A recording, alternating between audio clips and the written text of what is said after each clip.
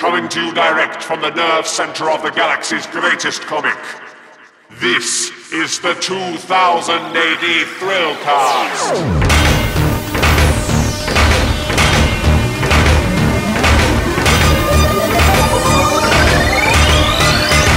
Borak Thung, Squat Stick Thargo, and welcome to the 2000 AD Thrillcast. I'm your host, Molch-R. The other day, I headed up to the fair city of York to have a chat with Mr. Al Ewing, who should be very familiar to anybody who's read the galaxy's greatest comic over the past 15 years or so. Started off on Future Shocks and eventually became writer on Judge Dredd, Zombo, Damnation Station, before making the leap over to American comics, where he's been making quite the name for himself. We had a mammoth sit down in a nice pub and chatted about his previous work, his current work, and whether he's coming to the prog anytime soon. So make sure you stick around as we chat to Al about, well, pretty much everything. I'll start off with a sentence that I saw in an interview you did, I think with CBR. Oh, yeah. Where you said anything an author says about their own work is essentially meaningless. So I look forward to the forthcoming chat. Yeah, that's one I kind of came up with on Twitter about after I got asked a lot of questions, and I still do, that are basically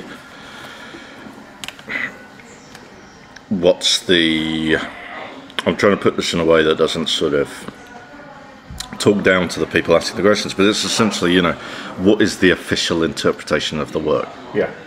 And it's like, I can't do that for you. I can't give you an official interpretation. I mean, and usually this takes the form of like who would win in a fight.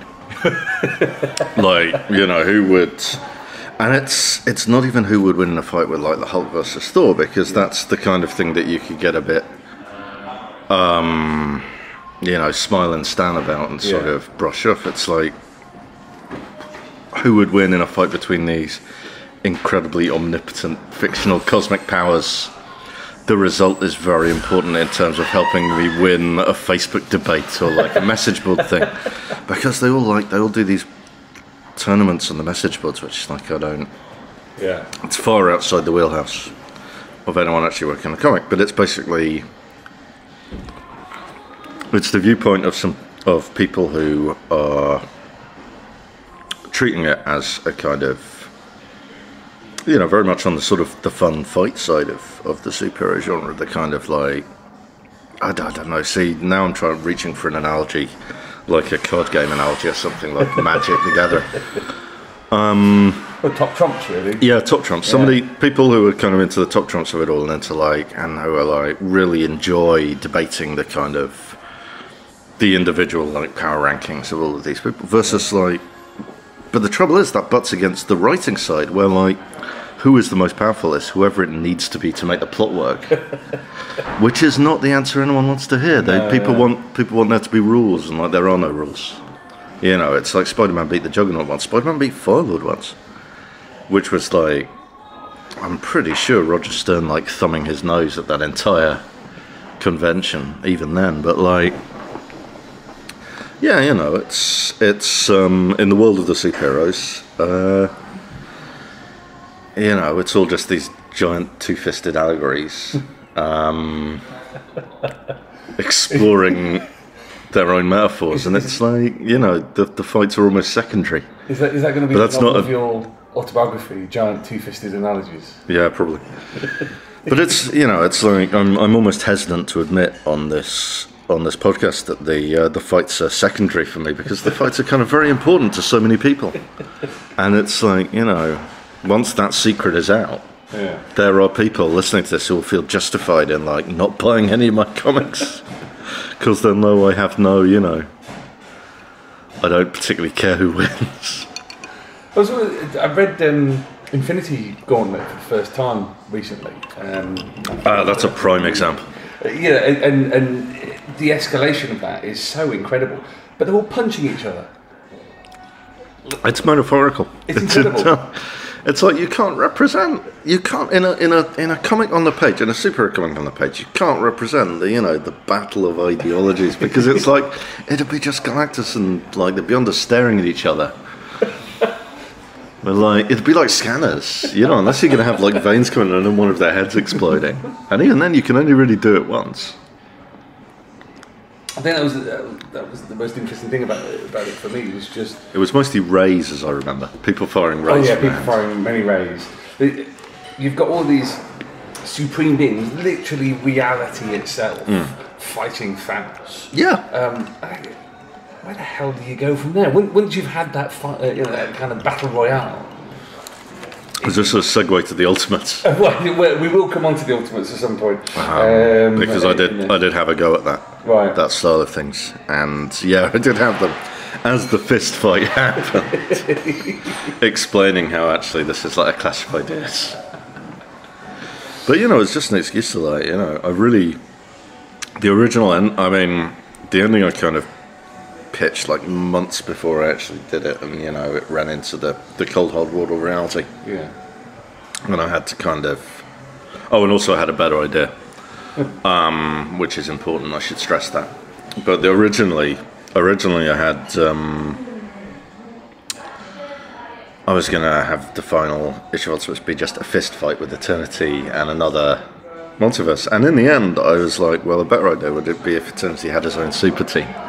And they turned up, like the Avengers of like multiverses. Yeah. But that's the kind of thing. That's like, you know, where you go when it's just like, when the question is like, how can I escalate this? How can I go even bigger than I read as a youth? And it's like, you know, that's I'm not kind of pretending that's the only way to go from there, but it's like, it's a fun way to go from there. So, you know, and it was fun. I think the people who read it did enjoy it, and the people who have come to it since get a kick out of it. So it's good. I'm very happy with that issue. So coming back to the whole thing about people asking, you know, who would win in a fight kind of thing. What's your feeling as the writer? I mean, I've kind of already answered this question, but with the quote that I used. What's your feeling as a writer when people are engaging with things, when you're trying to talk about ideologies and ideas and you know, great clashes of thought? What's your feeling when people are engaging with it on a almost purely superficial level? As long as they're enjoying the superficial level, I don't really care.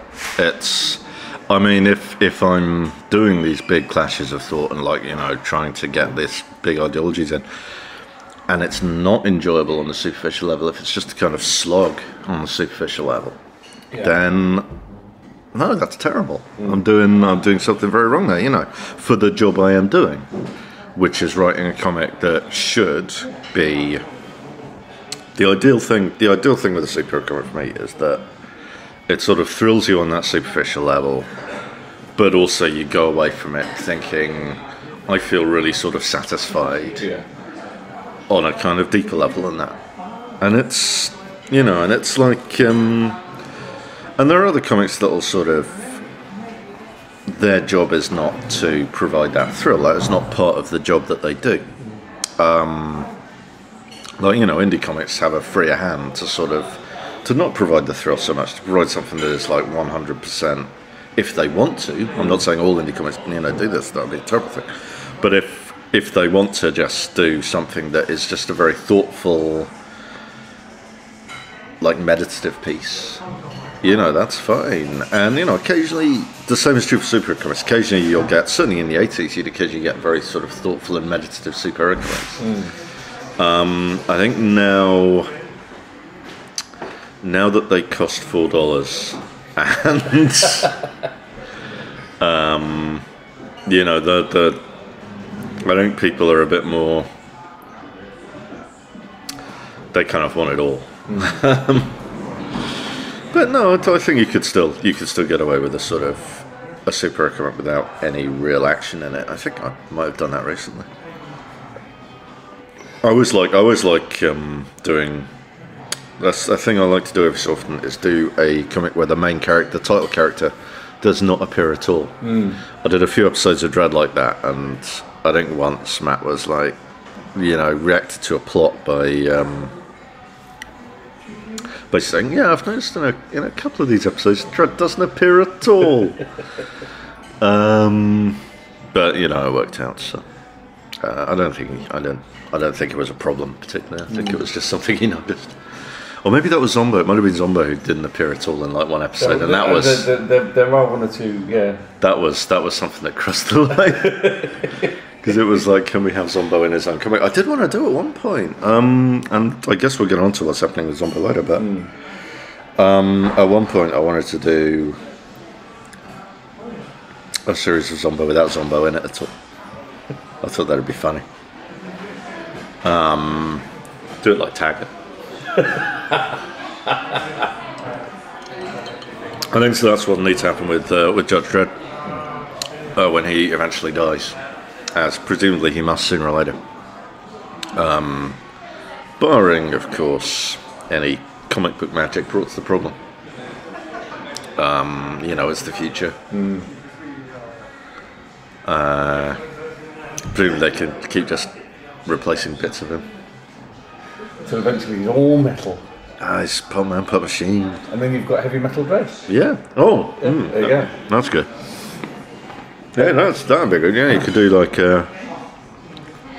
one for IDW. Do a Heavy Metal Dredd set in the year 2300. Well, it's just a robot Dredd. I am the clank, clank, clank law. Yeah. Let's talk about influences. Okay. So there's very obviously, particularly in your early stuff, an influence of the comics of Kirby and Ditko and people like that. That kind of very declarative. Oh yeah, no, I like it. Expansive, very epic kind of style. I like a bit of declarative. Yeah. And also, I mean, not just Kirby and Ditko. Our own Pat Mills is a very declarative writer. At least he was when I was a kid. I think now he's less so. But I remember some early. Well, they're early now. At the time, they were late. Early Slains, is it? Slanya.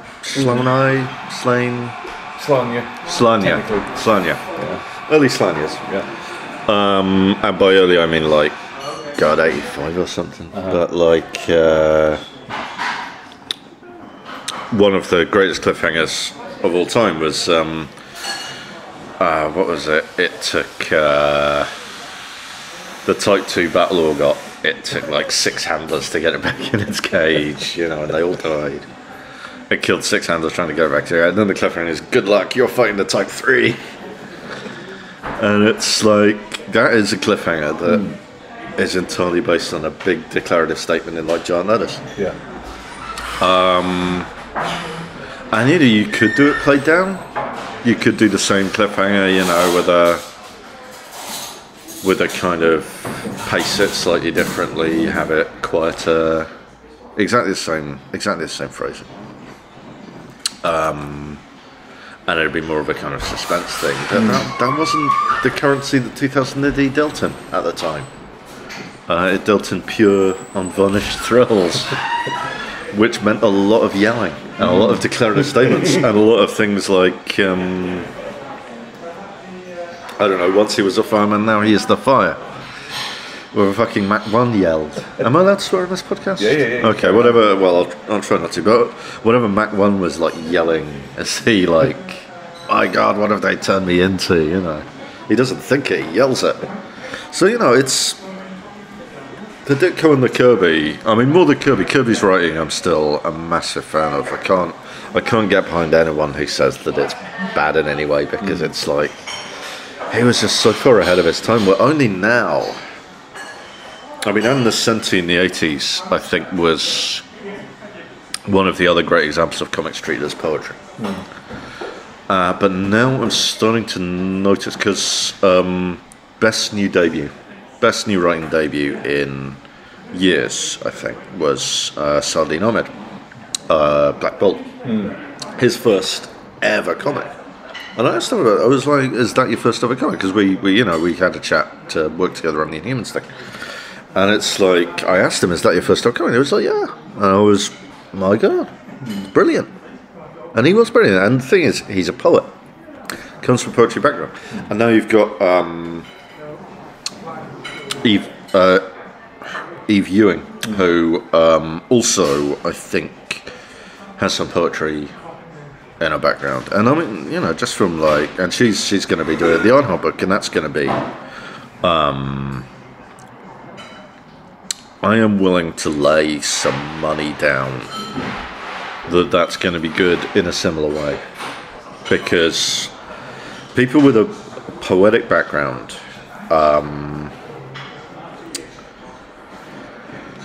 I think that lends itself very well. There's a lot of crossover with comics, and Kirby was one of those, and the Senti was one of those. Alan Moore.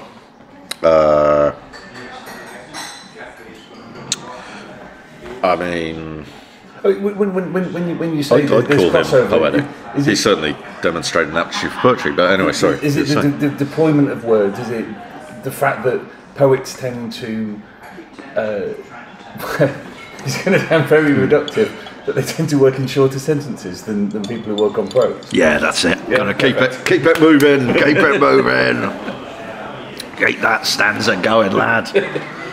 I think it's the shaping of words. Yeah. It's like, which, you know, is, I'm going to have prose people who work in prose, like, you know, shaking their fist at the radio now.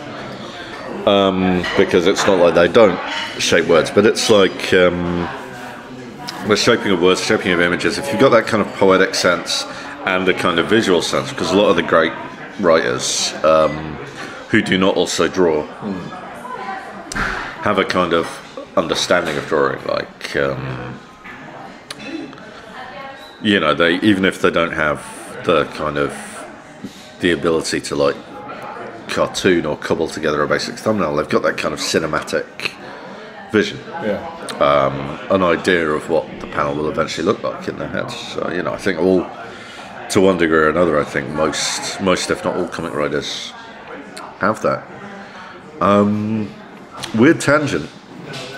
I got into Silicon Valley, the sitcom about developers, like tech developers, because I read, and I think, God, this might have been a cracked article, I don't know, but I read that one of the people writing one of the episodes had no visual sense. And he did this kind of cracked article saying, you know, I have no visual sense. I have no, like, I cannot create mental pictures. I have no visual imagination. Yeah. Like, literally. And it's like, yeah, and he was asking all this question, like, you know, how he functions in a world where he can't picture things. And I still don't fully get it, because the experience is so different from the one most of us have. But, like, I read his script, which, you know, he wrote without picturing any of it. It was good, it was funny. So, you know, but I think for comics, when you are, I feel like it helps to have an idea in your head of how it would look if you could somehow think it onto the page. Right. And then the artist will take your clumsy attempt to describe that and turn it into something much better. What's been your experience with artists? Because you've worked with some of the absolute titans of the industry, both past and present. Some good, some less so. It's like I'll only talk about the good ones, but like see now I have to talk about all of them. Who I like. I'll just talk about like one or two. Yeah. I mean, Henry, obviously. Yeah. A titan. I'm slightly shocked that he hasn't got more work in the States, but obviously their loss is Britain's gain. So yeah, Henry, obviously titan in this field. Oh, hang on. Javier Rodriguez, I think I've got that right. The artist on Royals at the end. He was very special, and is very special. If you pick up Exiles at the moment, another Saladin Ahmed book, but he has a gift. He combines a simplicity of line in that he's not in the school that over-renders things. He's very much kind of a simple, clear line, but he blends that with these amazing layouts that are very intuitive and very kind of I mean, just, you know, once you've seen his work, you know exactly what I'm talking about. You never forget it. And he you know, he brought that to Royals. He kind of, I almost wish I'd sort of stood back a bit from that, allowed him to kind of, you know, do even more. But I mean, you know, I'd say, like, I'd do my usual full scripts, you know, so many pounds a page, and he'd interpret that how he wanted. And then, you know, it worked really well because I could just go in afterwards and sort of re-dialogue it to see what was there, and it just read really well. And, you know, he's somebody who the Marvel method of, like, doing your dialogue twice essentially really works with. And I think the kind of the original Marvel method of sort of doing it on a cocktail napkin would work really well. Because, you know, he just knocked that out of the park. So he's absolutely fantastic. Joe Bennett, who I'm working with at the moment, every issue he manages to surprise me in a new and exciting way. He's absolutely phenomenal. He's kind of pulled. He's sort of, you know how occasionally an artist will sort of do a little quantum leap in their style. And if you've been sort of watching, you'll notice that.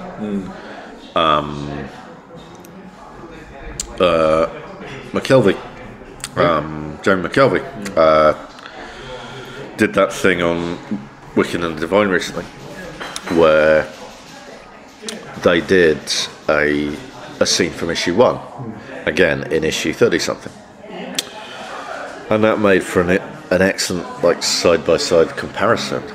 And, you know, I think he posted a couple of side-by-side panels up on Twitter, because it was exactly the same scene, shot for shot. Not like playing the scene again from a different angle. It was exactly the same thing, shot for shot. And it was just amazing watching how much he'd improved in such a relatively short space of time. Yeah. Like, in ways that, had you seen that issue 1, you'd have thought, well, it can't get any better. Yeah. But it turns out. And Joe is the same. He's just, I mean, issue 1 in many ways, people were talking about how, like, issue 1 was this amazing thing, artistically, and they're right. But in some ways that was the finding our feet issue. It was us learning to work together. And now we're on to, like, he's just finished issue 8. And it's a quantum leap. It's like, once people get to issue 8, I think they're going to be absolutely knocked off their feet. Which is in some ways a stealth advert. It's the Immortal Hulk from Marvel that I'm talking about. Out now from your local newsagents. Bring them this coupon. So yeah, a bit of a stealth advert there. But coming back to the whole thing about your influences and Dick Cole. One of the reasons why I ask, obviously it's of importance to what we're talking about, but also because when we first met, it was before you'd actually become a full-time writer, and you were doing your little mini comics. Oh yeah, which were wonderful parodies almost of that style of writing. I mean, it's what I was doing at the time. During the 90s, I was technically making comics, but they were like for an audience of, like, essentially myself, my brother, a couple of other people saw them, but it was like, and those were basically just having fun with paintbrush. It was at the time. MS Paint it is now, but at the time it was paintbrush. I'm pretty sure they're going to retire MS Paint soon in favour of which will be a great loss to the world of art, because I mean, it was a great loss to the world of art when the monitor resolution became so good that you could stop like placing each individual pixel. I was a big devotee of pixel art, but like, so I don't know, that's kind of, we evolved this humour, which is the kind of thing that ended up in Zombo, which is this sort of humour of the kind of like exaggerated,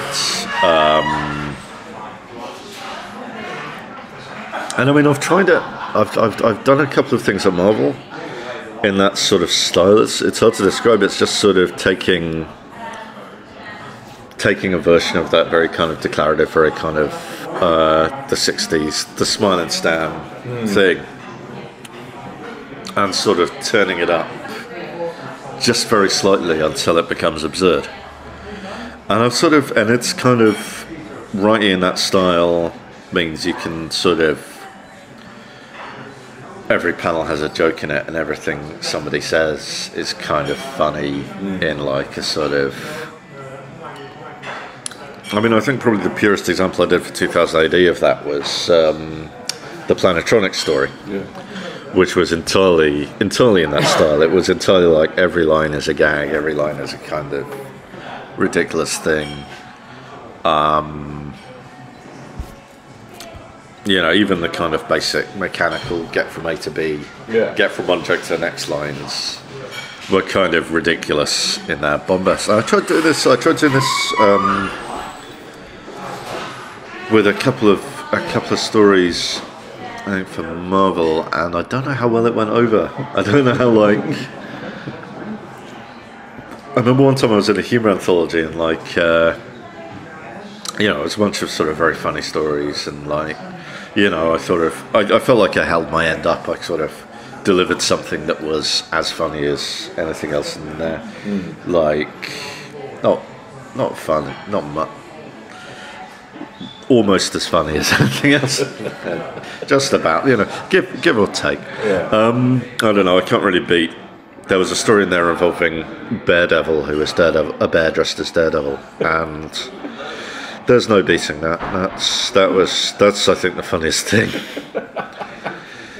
this decade. But like, no, but I remember like the reviews came in and it was like, oh, this lacks heart, and I was like, oh God, was there meant to be heart in it? Oh God, oh no, because I can't deny it. It absolutely lacked heart. It was like this sardonic assault on everything good. But you know, I don't know, that kind of thing. I feel like I did something else recently, and the Deadpool. You Are Deadpool. You Are Deadpool is full of that. Yeah, it's full of that kind of humour. The kind of like, and I think somebody on the internet, because you know, I do occasionally check my reviews. I don't as much as I used to, because now so many of my reviews are, he blocked me on Twitter, but like, I do still check my reviews from like people who aren't nursing a hurt butt, and somebody was like, people are just yelling stuff really loud. It's like, I think that's meant to be the joke, but I don't get it, and it's like, oh yeah, you guys actually did grow up with Stan Lee. Well, that's how comics is. That's fascinating that you know, people who read comics that are very, you know, based on that kind of almost showman-like. You know, you will be amazed, you will be astounded when you meet the astounding Ant-Man or whatever. That they wouldn't necessarily get the joke. I mean, it's not even. I don't think that even is the joke. I don't know. It's really hard to explain what the joke is in something like. Because it's like,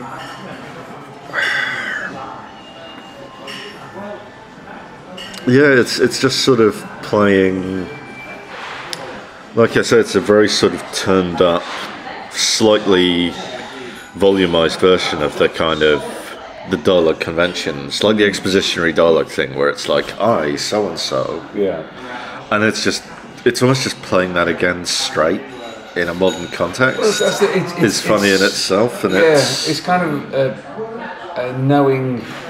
I feel like I'm sort of on the point here of just coming off as a massive tosser, because like I'm about to sort of explain. Well, you see, Michael, the essence of my humour is the absurd, and it's like I don't know. I can't say what's funny. It just is, and like a whole bunch of people in America didn't get it, which is entirely fair because I couldn't explain it. So, I can't ask anybody else to get it if I can't even explain it, why it's funny. It just is funny. But it seems to be the kind of, not your default, but your intuitive nature to the way that you write. Because if you look at those early small press mini comics that you did, it's just, about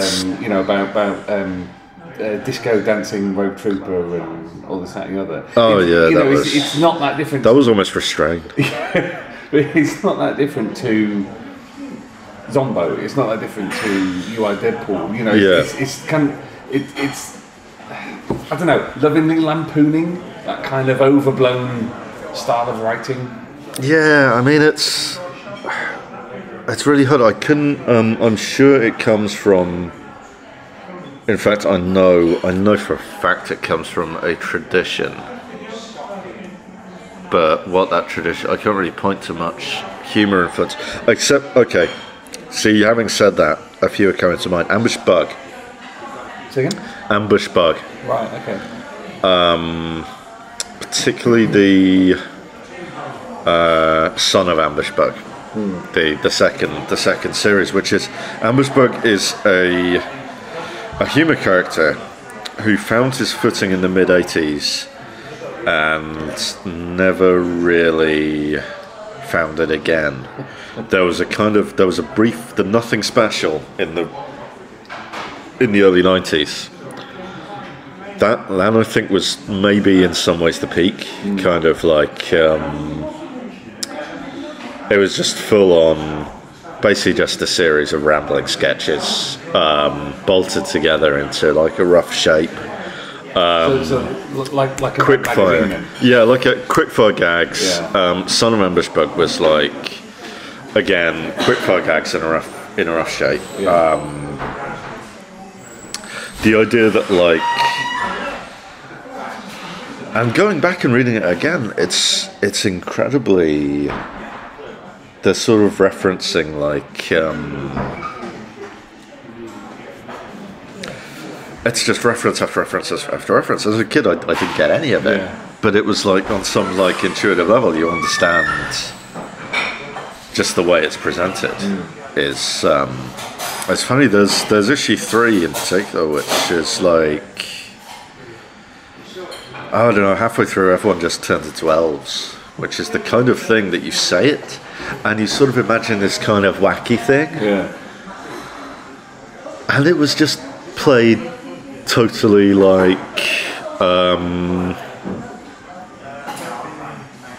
it was played in this non-knowing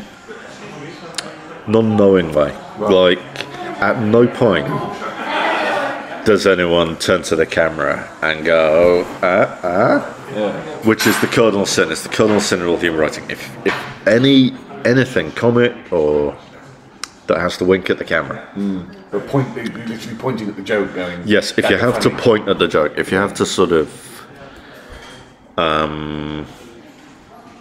if you have to point at the joke, if you have to kind of like hang a lampshade on the joke, that's a sin. That's a cardinal sin.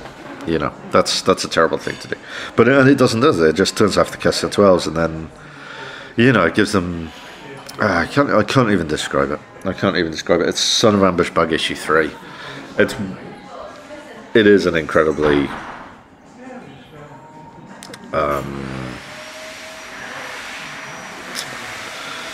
the whole thing. But yeah, Ambush Bug is where a lot of this comes from. I'm trying to think of what else. Some of the They can't all be from Ambush Bug. The great influence. The text is Ambush Bug.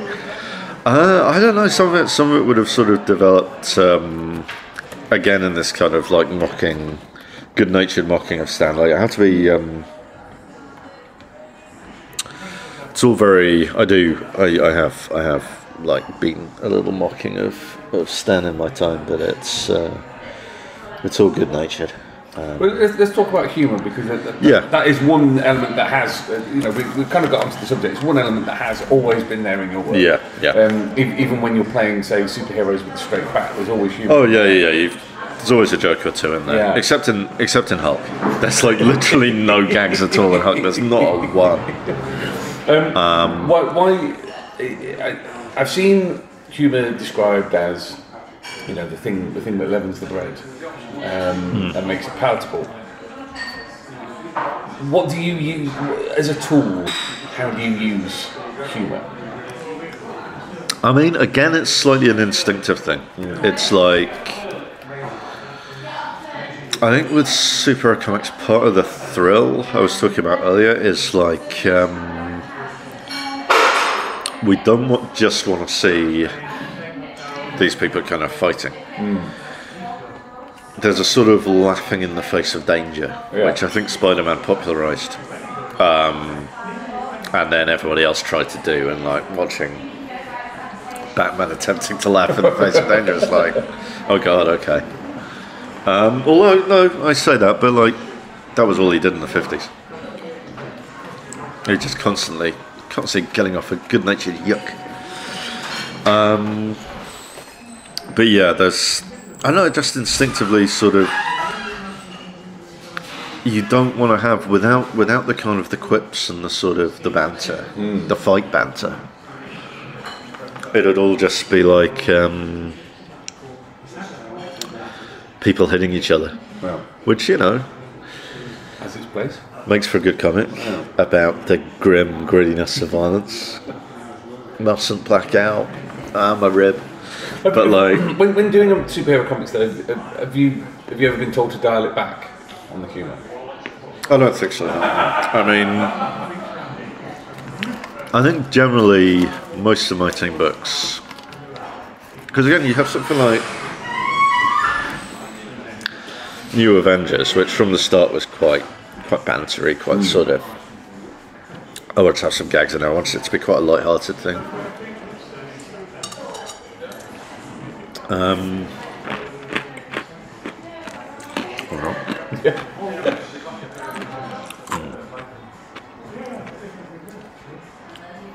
That was an ice cube. No, I wanted it to be quite banter. I wanted it to be like a light-hearted thing. But yeah, it's with something like the Ultimates that's got the occasional light-hearted bit in it. The occasional little levity moment. But mostly the selling point there is like the big cosmic epic nature of it. Yeah. So it's sort of, people are a little more serious than that. And yeah, I think it is just a sort of intuitive thing of like, and I mean, and with Hulk again, there really aren't any jokes. I think there are a couple of things where like,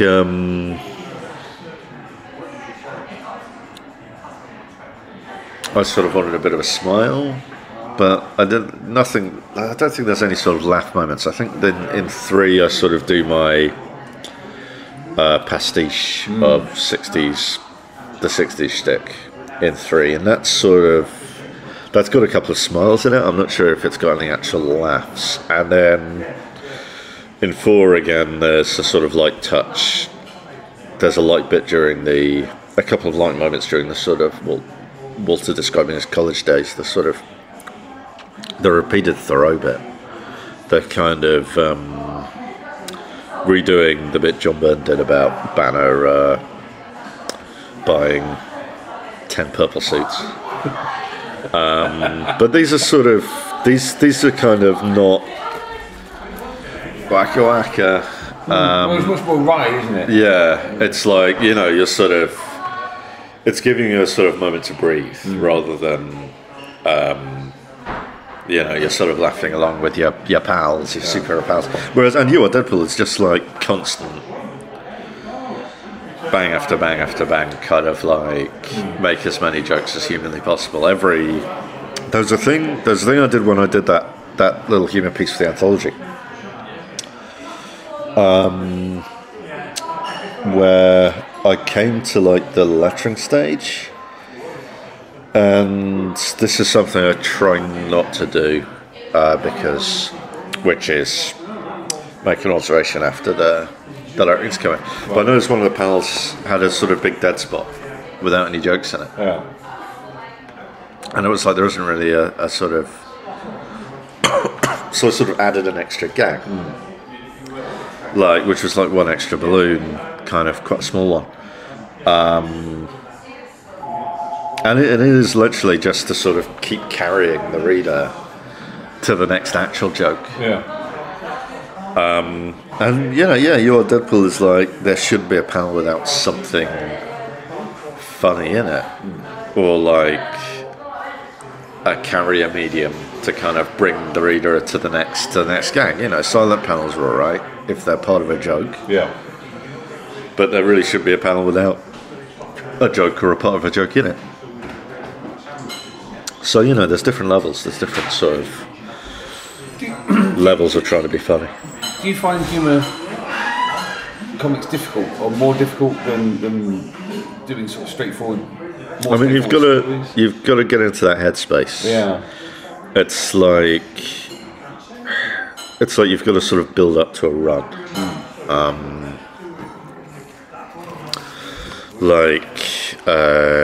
I mean, there were days doing You Are Deadpool because that had quite a punishing schedule. And there were days there when I'd get up and I'd be like, I can't think of anything funny. I can't think of anything funny at all. This is terrible. And the only cure for that is to sort of, and I mean, the good thing about You Are Deadpool with regard to that is that it had an extremely strong scaffolding in that you had to work out. It was a game book. Yeah. In the old Dice Man mold. And so you had to work out like where all the panels were, what all the panels were doing, what the puzzles were, how everything related. So you ended up having this skeleton which you basically hung jokes on. Yeah. But it's like, I can't think of a way to make this a bit funny.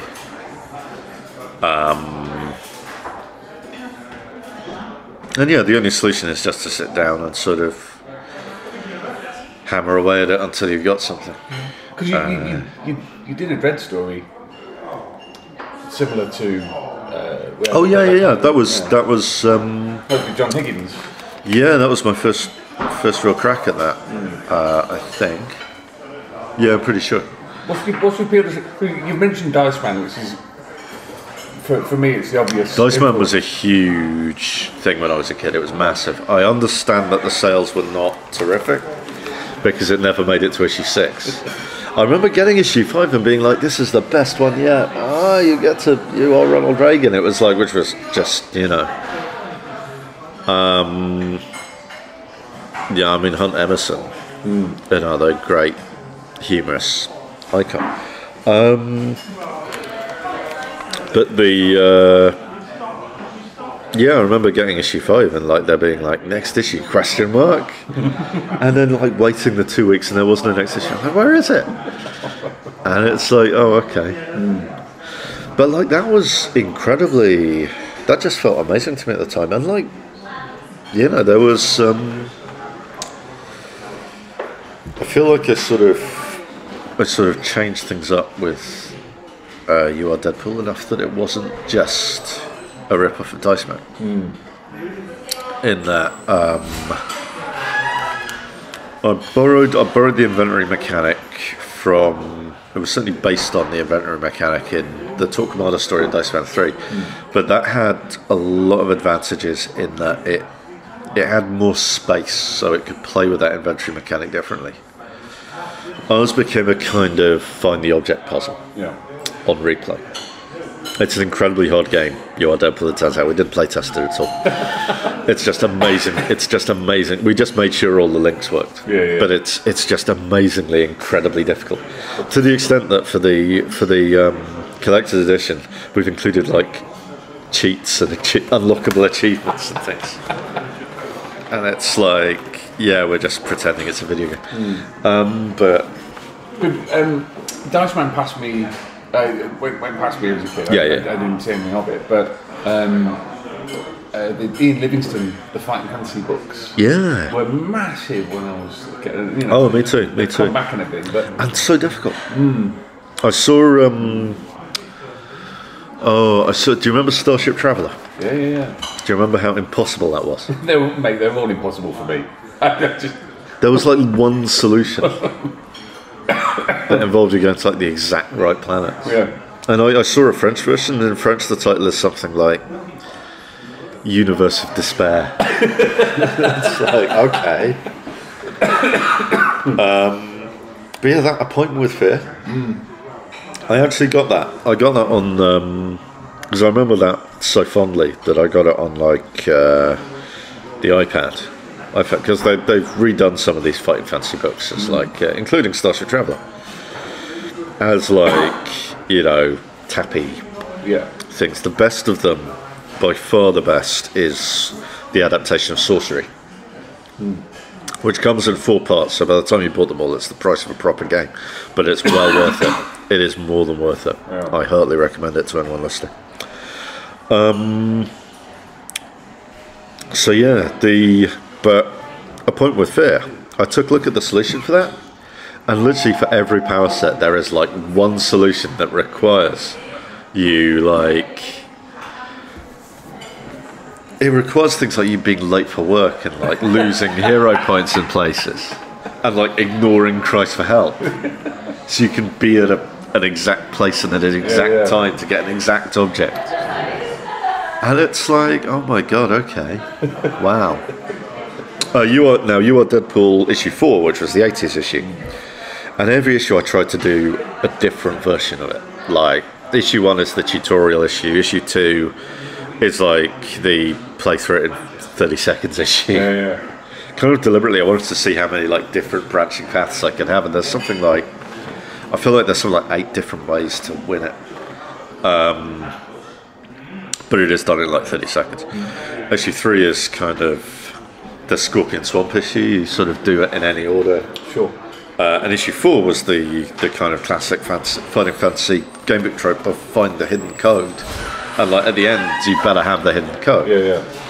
And it's like, and again, inspired by an elevator puzzle in, which I think, I don't know, in the one in Dice Man, there was an elevator which had like 3 buttons. And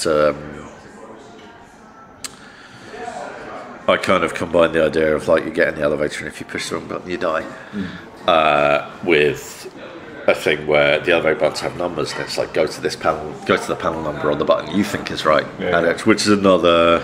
I'm pretty sure that was it's all been done. This is the thing. All of this stuff, it's all been done in Dice Man. Or things of the period which were much the same. When you pitched the Dredd story, to Matt, what was his reaction to it?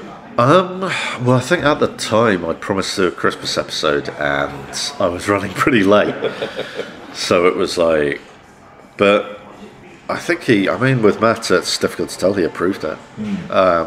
He said he liked the look of it. I think that was the last year I did the Christmas episode. I think I did them like 3 years on the trot, and then the one in the prog was good that year, but I think the one in the magazine was lacking a bit. It was sort of, I was running out of steam for Christmas. I think if I went back to it now, I'd have some more.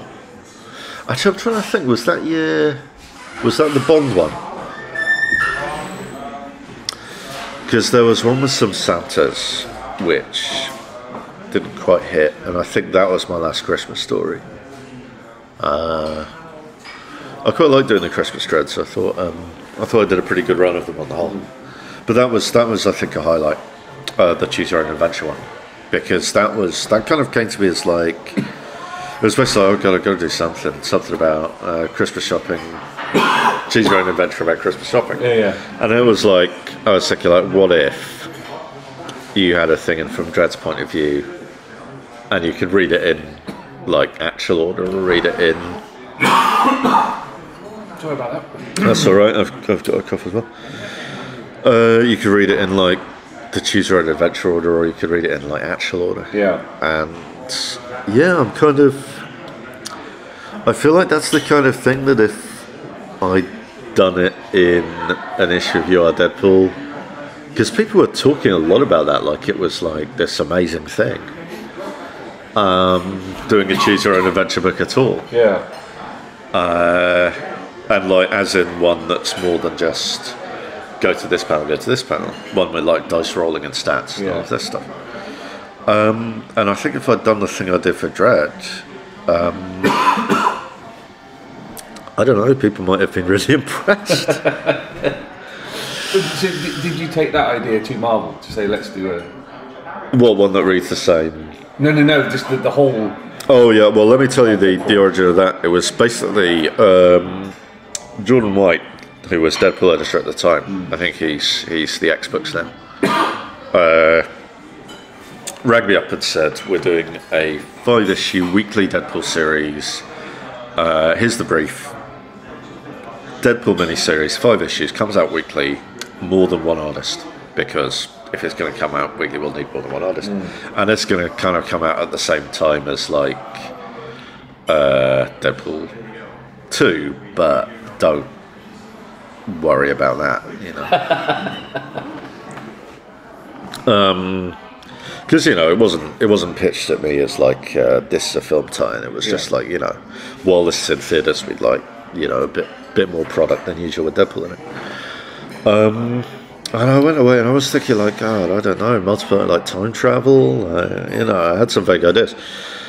And basically, I did remember that old Dredd story, and I remembered like how much fun that had been, and how easy it had been to write in the end, because like half of the work is kind of putting puzzles together and sort of, and once you have that basic skeleton, you know, you've plotted the whole thing. Yeah. It's a structure that kind of forces you to do all the plotting and stick to it, which, you know, in some ways makes things a little easier. And in other ways makes it much harder and much more work. But, you know, it was, I mean, You Are Deadpool probably was about 3 times as much work as the average Marvel issue. But yeah, no, I came back to them with like, let's do a fighting fantasy. And I kind of explained how it would work. I said, like, you'd be like rolling dice to get through fights, and there'd be like, you'd have these kind of emotional scores, and like maybe we could do a thing where you could read it in any order, and you know, that'd be the time travel mechanic. And you know, they had to sort of go away and run it up the ladder a bit, and like, yeah, because yeah, it was crazy, it was out there. But then once, you know, they came back with like, yeah, we like it. And, you know, I wrote it, and then people started noticing. Yeah. By which I mean the kind of game sites and the... I think getting Polygon to notice it felt like a bit of a coup. I think it was Polygon, one of the game sites. Yeah. And yeah, people were picking it up who like weren't really picking up comics in general to sort of check it out. And I think once it comes out in a sort of trade paperback format, I feel like that'll be, and I think that's October. I could be wrong, but I think when that happens, that'll be I have a feeling that'll be a big sell. If it's promoted, which I think it probably will be. I'm sort of half expecting. I mean, I don't know if it's too much to expect like sites to kind of do the same. Hey, there's a game comic when it's like all in your hands in one big volume, or whether they've sort of whether we've got all the free publicity we're going to get. But I would, I'm hoping it's the kind of thing, I might try and give it what push I can from my own platform in the run-up to Christmas, because I think it would make a great Christmas present. That's You Are Deadpool in trade paperback. Out in stores well in time for Christmas. So let's talk a bit about 2000 AD. Okay. So how did you go from doing mini comics about Disco Dancing Road Trooper to actually working for...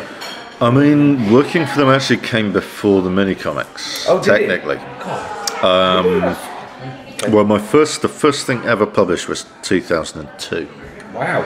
Which I think was the year I started going to conventions. Yeah. So the year I started doing the mini comics. I mean, I did mention the kind of MS Paint comics in like the 90s, but that doesn't really count. In terms of like the...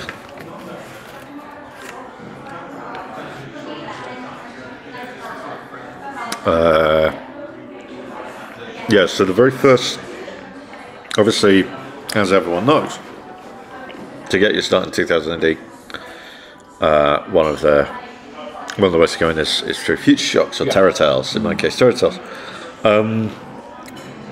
So I think in 2001 and in Prague 2001, they reprinted the submissions guidelines, and I think at the time they were sort of freely available on the website, and still are. Are they still? Yeah. Window reopens next month. Yeah, they're open 6 months a year, which is a sign that word is getting around. But yeah, so, and I think 2000 is the only place I can think of with open submissions. I think there are places where you can pitch something, but I think 2000 AD, and correct me if I'm wrong, but I think 2000 AD is the only working slush pile in the industry. As far as I'm aware, yeah, there might be ones elsewhere, but it's the kind of fact we just fling it open and say, here are the rules. Yeah, send us your stuff. Quite unusual, and that is something that, I mean, it's a high bar to clear. It is not easy to get in through the slush pile, not at all. But it's like, even if you can't come to one of the pitching contests, and there are people who we talk about, like, anyone can get into comics if you just work hard. There are financial barriers. Yeah. You need to have a certain amount of time in your day. You need to have a certain amount of going to conventions and meeting people and getting to know people, not even in a networking sense, just in a kind of building friends. Yeah. In the because it's like people used to talk a lot about networking and schmoozing and go and meet the editors, and it's like, it's not that, it's just go and meet other people who are in exactly the same place as you, and hang out with them, and then suddenly you got some friends who will have your back and vice versa, and you see these little studios popping up even now, and I'd certainly think I was part of a kind of generation, a circle of British creators that have kind of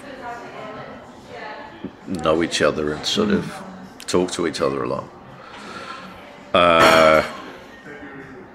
which is, it's kind of useful in I don't think I could imagine doing this job if I couldn't let off some steam with people, and I think that's probably more important than any kind of networking thing. Is just being able to talk to people who know what it is, because it's not the hardest job in the world, but it does have its own challenges. Anyway, I've gone off on a tangent. The point is, even if you can't go to a convention, if you've got a stamp, an envelope, some printer paper, access to a printer, you can send a script off, and it will go in the slush pile, and eventually it will be read. You know, provided it's coming during the open times. Will it get through this punishing gauntlet? Most do not, but you know, there is. They don't all get tipped in a bin like they do at other companies as a matter of policy. So you know, there's that, and that is how I got in. I kind of sent something in, a 5-page terror tale. They're 4 pages now. It's even worse, but a 5-page terror tale. I sent it in 2001. Didn't heard anything back. I think I kind of wrote something else, sent that off, got a response back saying, actually, we like the first thing. But every balloon was like 50 words too long. Do something about that. I don't know if maybe with the second one that I proved that I could write for brevity, because the second one was an adaptation of a bunch of MS Paint comics I'd done. And so for whatever reason, I think I'd sort of put less words in. So maybe that was the proof that I could write with brevity. I don't know. You'd have to ask Matt. But Matt was like, okay, give this first one another go. Sure. So I did, and I sent it in, and it got printed, and I got paid. And that was the first sale, and after that I sort of went away, and people really liked it, and I went away and tried to pitch something else and didn't get anything through the door for years. And that would have been during the time that I was like starting to go to conventions and sort of, and I think I got something through on like a yearly basis after that. I was like, there's about one few terror tale every year, and then slowly it increased to like 2 or 3 a year, and then, you know, eventually I got tapped for like, I think the first thriller, and then it was 3 episodes. But yeah, no, it was like we need something that'll fit 3 episodes. What were you learning in you know, you say it went from 1 a year to then slowly increasing. I mean, I guess I learned. Were you conscious that you were changing, that you were evolving? Was it a process that you were putting yourself I knew I was getting better at pitching. Yeah. Which is an important skill. But I was getting better at pitching future shocks. When I had to like start pitching different things, it was like I had to relearn everything. But I don't know, when I look at my old stuff, you can definitely see improvement. I think there is that thing of like, what is it? It's 10,000 bad pages. I don't know how many it is for comics. 10,000 pages is probably somebody's entire career. But like, there's a certain number of bad pages you have to get out, or bad panels. It's like, so I was definitely learning things. I think now, I used to be Warren Ellis in one of his Coming Alone columns, which is, if you hunt out that book, it's still quite useful. It's of its day in some respects. I think it paints a picture of an industry that no longer exists. But it's a really good thing if you can find it, and it's definitely worth. It's one of the things I think any aspiring comics writer should have on their shelf. That and Writers and Comics script writing. Another example of a book where the game has changed, but it's still fascinating, and there are some things that don't change. Like, I mean, if nothing else, Coming Alone has an example of a comic script in it, which, you know, is exactly what you need.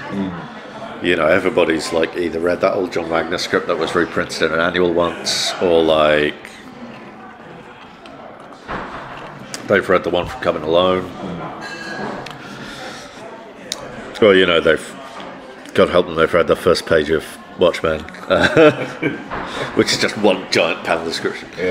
I think that's actually true. It's like, it was on the cover of a comics journal at one point, and Dave Gibbons meticulously recreated the whole thing. And it's just one long panel description with like the occasional word highlighted to like this is what's important.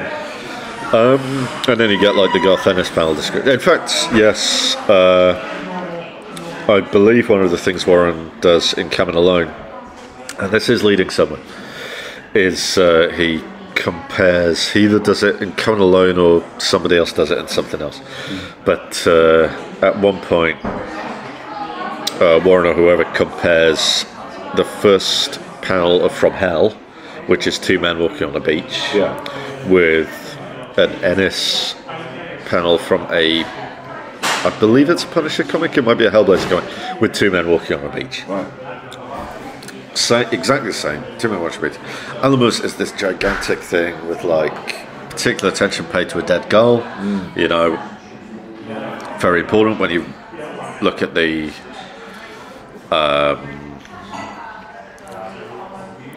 Garth Ennis is just two men walking on a beach. And you know, and eventually we get to the John Wagner version, which is Dredd, grim. And like, do you even need the grim? It's Dredd.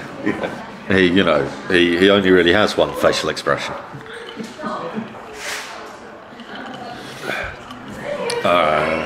But you know, I guess you want to make absolutely sure. You don't want the artist like drawn with a big grin on his face. He hasn't been slipped some umpty candy between panels. But yeah, this was going somewhere. But yeah, Coming Alone had an example of a script in it, so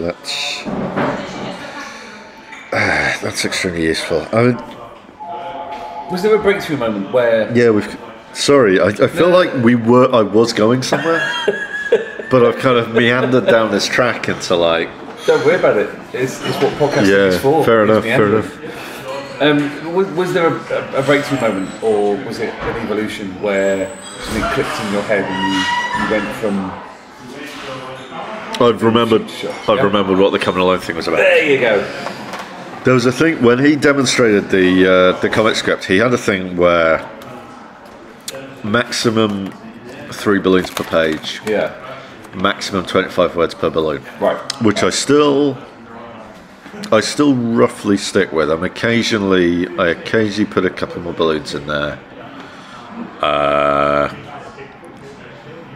You know, I'll occasionally run it to like 30, but that's hard for us. But at the time, I thought, great, I can have 75 words in a panel, in every panel. 7 panels, 75 words each. So if you go back and look at my earlier work, it's extremely wordy. Like the one in the script book is just astonishingly wordy. Astonishingly wordy. I'm hoping there's a script book too at some point, so we can all see how we've changed. With like the very last script I ever mailed in there. So like, yes, this is the pinnacle. But you know, it's a good. I think these days I do things like I'm very conscious of like left to right speaker. I'm conscious of the Eisner thing, of like cross-talking is bad. I think Eisner maybe took it all the way into only one person speaking per panel.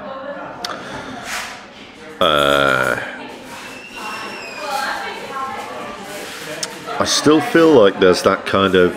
I approached it once or twice, but my ideal Dredd at this point, I've sort of lost the urge to build his world. I kind of feel like that's a mug's game in some ways, because like as long as the urge to kind of push the world sort of forward and try and sort of influence it. It's like you can't really leave your mark on these fictional universes.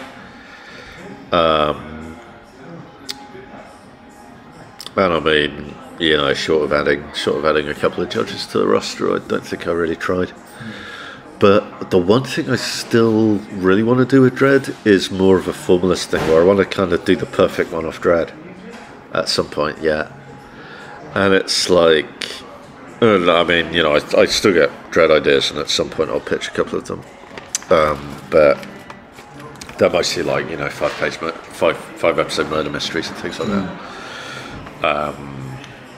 But what I do want to do is kind of the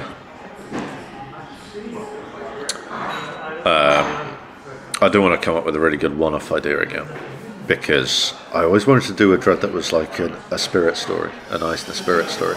Okay. And I think I came pretty close with the Judge Mayu story. That was pretty close. That one, I thought, that was very nearly it. In fact, that might have been one of the better ones. I thought Spurrier did a story set in an elevator, which was very Eisner-esque, because the viewpoint never changed. And apparently you just sent that in like fully written, because it was like, you know, it came to him. But yeah, the viewpoint never changed, and it was like 6 panel grids, all just in an elevator. Yeah. And people moving around the elevator. And I just thought that was very Eisner-esque, I thought, in the execution of that. Yeah. Which quite a high compliment for me. God knows I don't agree with everything Eisner did. But you know, he could do a good one-off. I still think, talking about Dredd one-offs, I still think the cockroaches. Oh yeah. I mean, I'm not blowing smoke up your ass, but is one of the best single stories in the strip's history. Just because you managed to include, and we'll come on to the theme of continuity in a bit. You managed to include almost 40 years of continuity, but in a way that meant you didn't have to have read that continuity in order to understand the story. Well, that's the goal. That's what it's got to be about. Yeah. It's like the Kieran was talking about first issues recently in response to a kind of Twitter discussion. Yeah. But I think he was saying something that to avoid is the. I do a lot of splash ends. Splash ends have been very, which sounds filthy, but it's not. Splash page cliffhangers. Yeah. And I do a lot of like splash page cliffhangers these days. In pretty much every American comic I've done, I think has had a splash page cliffhanger. If it's had a cliffhanger, and that's a Morrison influence. That's like from Doom Patrol, I think, originally, and then he took it to JLA. I think it was an Animal Man too, but it's a Morrison thing, I think, originally. But it's once the habit gets into you, it's very hard to get out. And I also like the kind of. I like adding a formalist tweak to it as well, like having every issue end with the title, or which I do in Hulk, and I did in. You did in Tempest. I did that in Tempest. Yeah, that was the first time I did that. Ended on the title. Yeah. And the splash page. And yeah, but I do that in Hulk, and on the title. Again, Morrison did it first, Sea Guy. I did a kind of. I'm trying to remember. I did a sort of. I'm trying to remember if I did it in New Avengers. I don't think so, but I did it in something. Ultimates. Yeah. No, hang on. God. Ah, God. Yeah, I think I did it. I think I did it in Ultimates. I did yes. Yeah, the Ultimates thing was exactly the same as the Hulk thing, in that you'd end on the title and it'd be a sort of finisher to the issue that sort of told you slightly what the issue is about, kind of thing.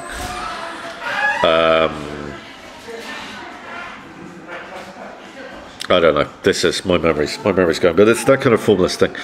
But the coincidence, like a bad example of that is when you end with like you reveal, you have somebody step in and say, "Yes, it's me," ha ha ha, and it's like, Who? yeah, and you know, regular readers will be like, "Oh my god, Mr. Sinister has returned," after, or you know, worse yet, like, "Oh god, the Miracle Man from Fantastic Four 3 has returned after decades." And it's like, if you're not a long-time reader with like decades under your belt, you'll be like, "Who's that guy? Who's that guy with the moustache? Why is everyone doing that?" And it's like, so yeah, that's the thing with continuity. You kind of can't assume anyone's read it all. Yeah. That is another Dredd, Cockroaches. That's another one that I thought, when I saw it in print, I thought, you know, and great work from Ben Oliver on that. But I thought I'd done quite well. I thought, yes, that's the sort of thing. Come back to what we said about stories without the lead character. That's a character. That's a story where Dredd barely figures at all. Well, he's kind of He's in the background. He turns up. I mean, it could just as easily be done without him. Yeah. He's only there because it's the strip with his name on it. It could be a tale of Mega City 1. I mean, that's basically what Tales of Mega City 1 was, as I remember. It was Dredd stories without Dredd in them. Yeah. And like there was one where like I remember the first Tale of Mega City 1. That was fascinating to me because it had just like a lead investigator judge. I said that could have been Dredd. Yeah. He's a difficult figure to get away from. I mean, this has been touched on when we've interviewed other writers. Is even when he's not there, he's casting a massive shadow over everything. Well, he kind of is the city. Yeah. In like, he is the city and the city is him in a way that I think the only other character you'll find who's so tied to his world is Batman. Yeah. Even with Superman, you know, Superman is not Metropolis. He's sort of, you could make a case that Metropolis is kind of Superman, this sort of extension of him, but like, Superman can exist without Metropolis, whereas Batman can't really. He's defined by the city. It's there's a reaction to it. Yeah, I think you could have like Batman in space for a year, and it'd be a perfectly fun year of Batman. But like, so I don't know. I'm starting to see with the new Bendis stuff, we're getting a bit more of like, this is my city. Yeah. What a city it is, kind of thing with Superman. But even then, it's like,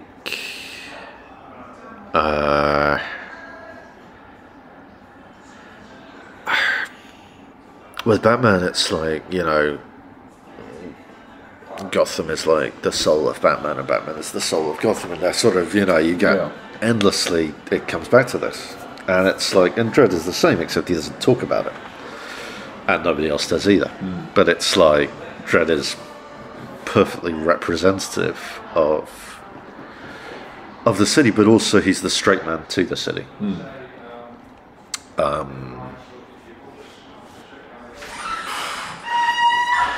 You've kind of touched on this point. Well, and sometimes other people are straight men to him. Yeah. Because Dredd himself is a comedic figure, but can be an in-world comedic figure. I was reading the latest. It's always interesting reading like American text on Dredd. Yeah. But I was reading like the latest IDW thing, and he does the Mark Russell thing. Yeah, it's good stuff. He does a lot of kind of puns in that, and sort of the classic Dredd, like little bit movie Dredd, a little bit slow movie Dredd, but it felt like the classic kind of Dredd quip. dry quip filtered through an American sensibility. In that, you know, from a place where your primary exposure to Dredd was a film in 1995. Yeah. But yeah, Dredd is a quipster. He's a quipping man. But it's like they're so dry and kind of subtle that it's like he's not Spider-Man. It's like, you know, but here's someone with a sort of well-developed sense of humour. But it's so dry as to be kind of almost invisible to the naked eye. It's weird. I don't think you can write a good Dredd without having him make jokes. But having him make jokes is a minefield. Unless you intuitively know. Unless you've read him for like 40 years, basically. There's an incredible kind of ironic weight behind when he makes jokes, because invariably it's black humour. Oh yeah. And Wagner especially has always used that as not as a way of offsetting the dark nature of what he does and the violence and everything, but actually sometimes it feels as if he's doing it to accentuate it. You know, there's this man walking through rivers of blood, quipping away and, you know, whistling and going about his duty. But it's not sort of the... You could imagine a kind of a piss take of Spider-Man, for example, where like instead of shooting webs, he's like shooting like knives. He's just got two guns. He's just shooting people constantly and playing away and making these hilarious jokes, or even just hitting people with his spider strip, like their necks are cracking and their heads are bursting like melons, and he's all like, "What? Oh, here's one more of my spider quips," and it's like, but that's not the kind of thing it is. It's not. He's not, because that would be callous, and it's like. I'm not saying he's full of the milk of human kindness, but he's not. Except when he is. I mean, well, this is the problem with Dredd. Every example you can think of him being one way, there's examples of him being the other. He's sort of.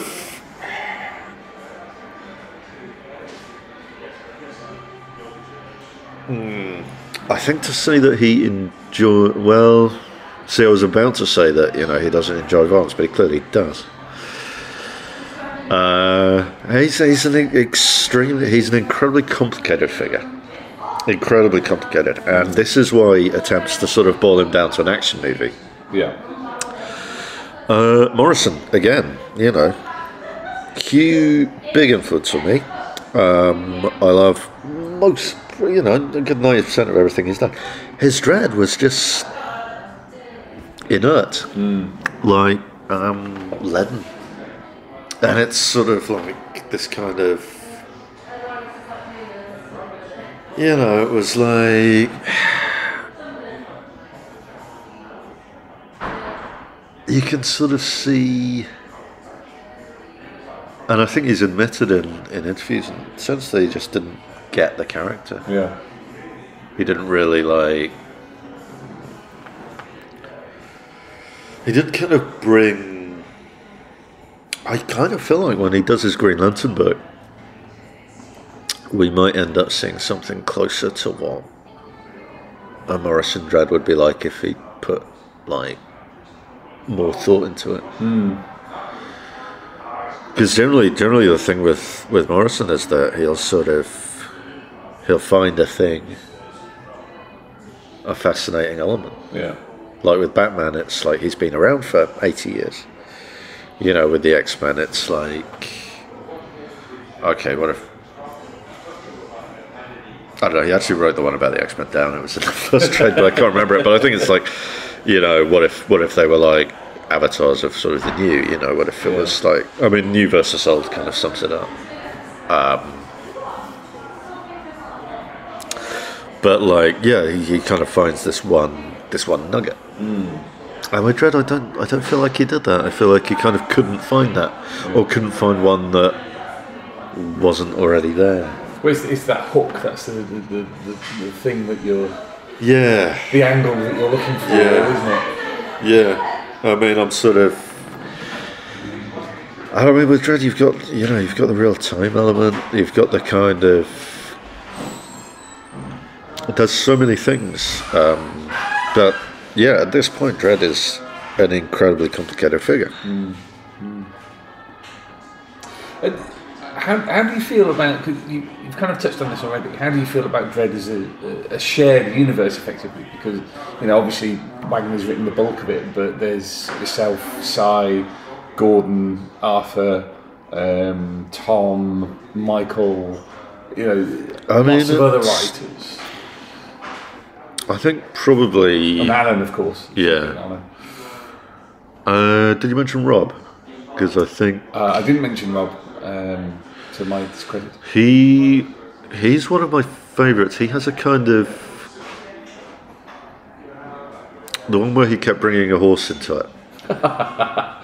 Enceladus. Yeah. Yeah, but that horse just keeps turning up. Yeah. Oh, that's right. It was Enceladus, and it was the Aaron Guerra story, wasn't it? But it's Man comes around or something like that. It's the kind of thing. I think that's something Dredd hadn't really had before, which was a kind of. I'm going to misuse magical realism here, because I don't think it is magical realism, but a kind of that poetic touch of just having.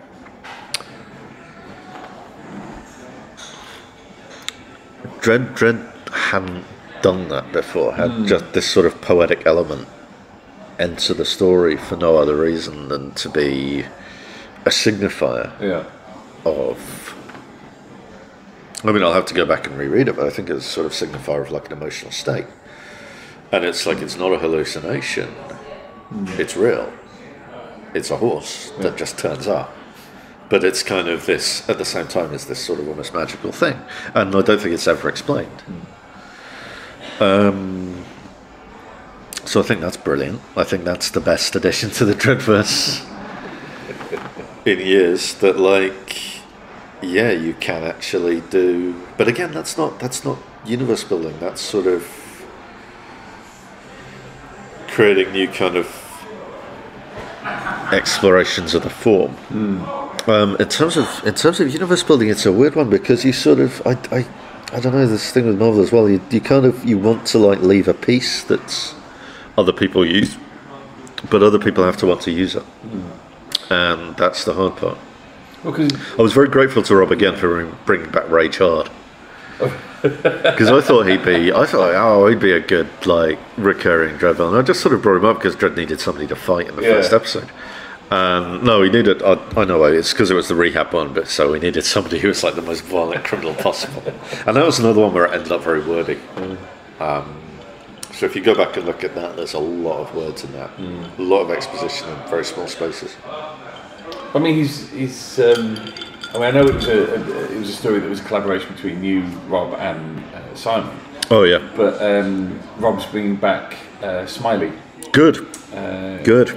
We talked about bringing back Smiley. Yeah. It never went anywhere, but I had a couple of ideas, which I hope he's taken on board. But if he hasn't, I have a feeling.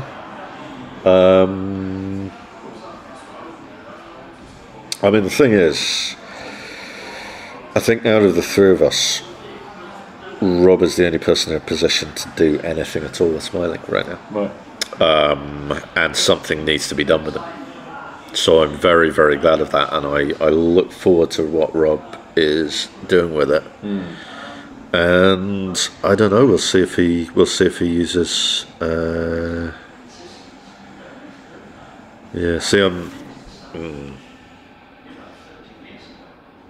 I have no idea. I have no idea what he's going to do.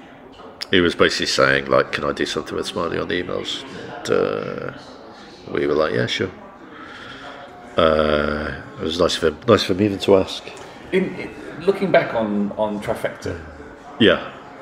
What's your feelings about it now? Because I remember interviewing all three of you a couple of times about it and about the story. We won't go over, how it came to be and all something because that's on record. Yeah. But what's your feeling about it now? Because it wasn't the last time that you wrote Dredd, but it was certainly. It was very nearly the last time. Yeah. It was. I think after that, it was just the cop, and that was wrapping things up. That was wrapping up every loose end that I'd put down there. Because I think I knew I wouldn't be back to it for a while. Yeah. I feel like it was a good way to go out. It felt like a kind of. I thought it was a really good merging of styles. I think it really stands up as a kind of mega epic in its own right, because it's right on the heels of one of the biggest mega epics of all time. Yeah. Day of Chaos. And I mean, big in terms of the length of it was huge. And also big in terms of the effects. And, we had to kind of come out of that with, like, essentially a mega epic. Yeah. Spread, like, wide rather than long. But a mega epic. And, we kind of... I feel like it's a credible thing after Day of Chaos, and I think that's important. I think it could have gone like, oh, Day of Chaos has just happened.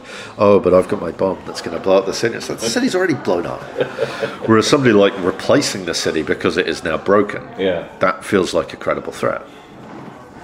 So there's that. But just the merging of styles. I feel like. From my third of it, I'd love to see. There's been more Dirty Frank since. There must have been.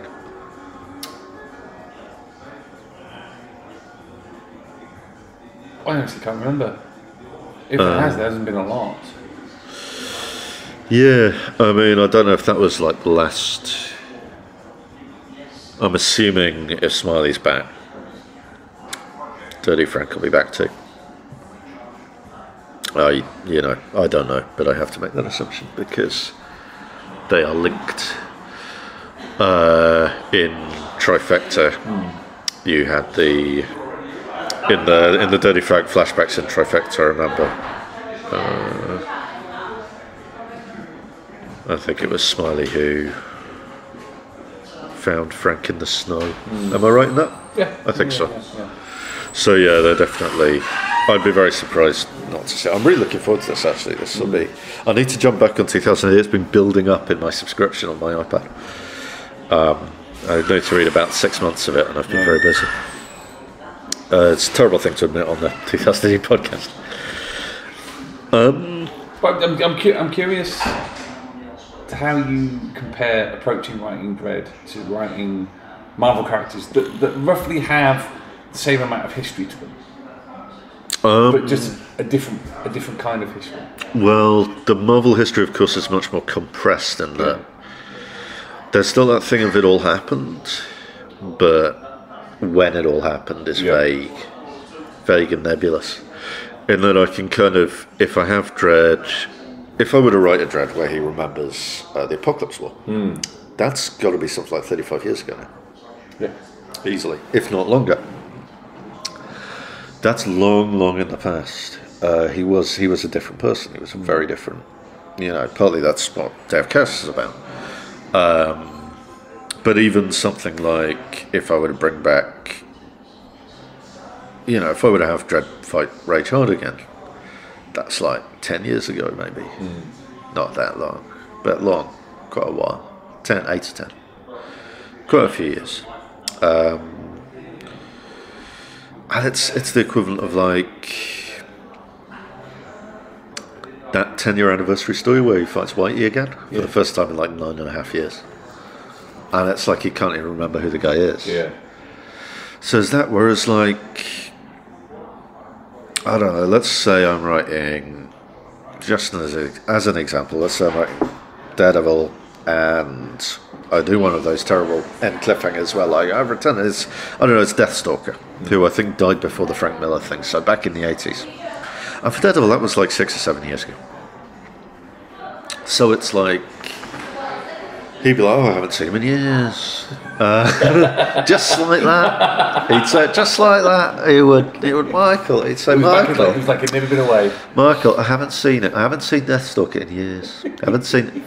God's truth, I haven't seen him in years. How's he doing? Is his mum alright? Oh, he's not looking well. Of course I killed him. That should be Daredevil's accent. That's Mike Murdoch's accent. Hello. You're swinging cats. It's very groovy Mike Murdoch here. But yeah, no, it's like... I mean, the kind of...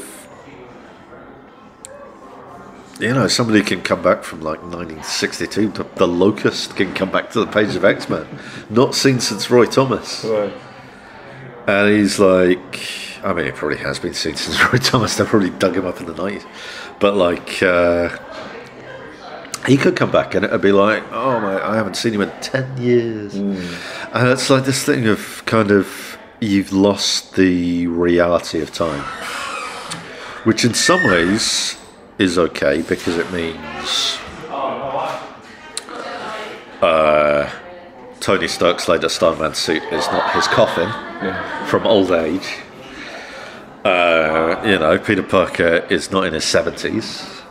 You know, these are things that there are benefits from an IP standpoint of having your heroes still, you know, walking around without the use of a Zimmer frame. But you do miss something like Judge Beanie.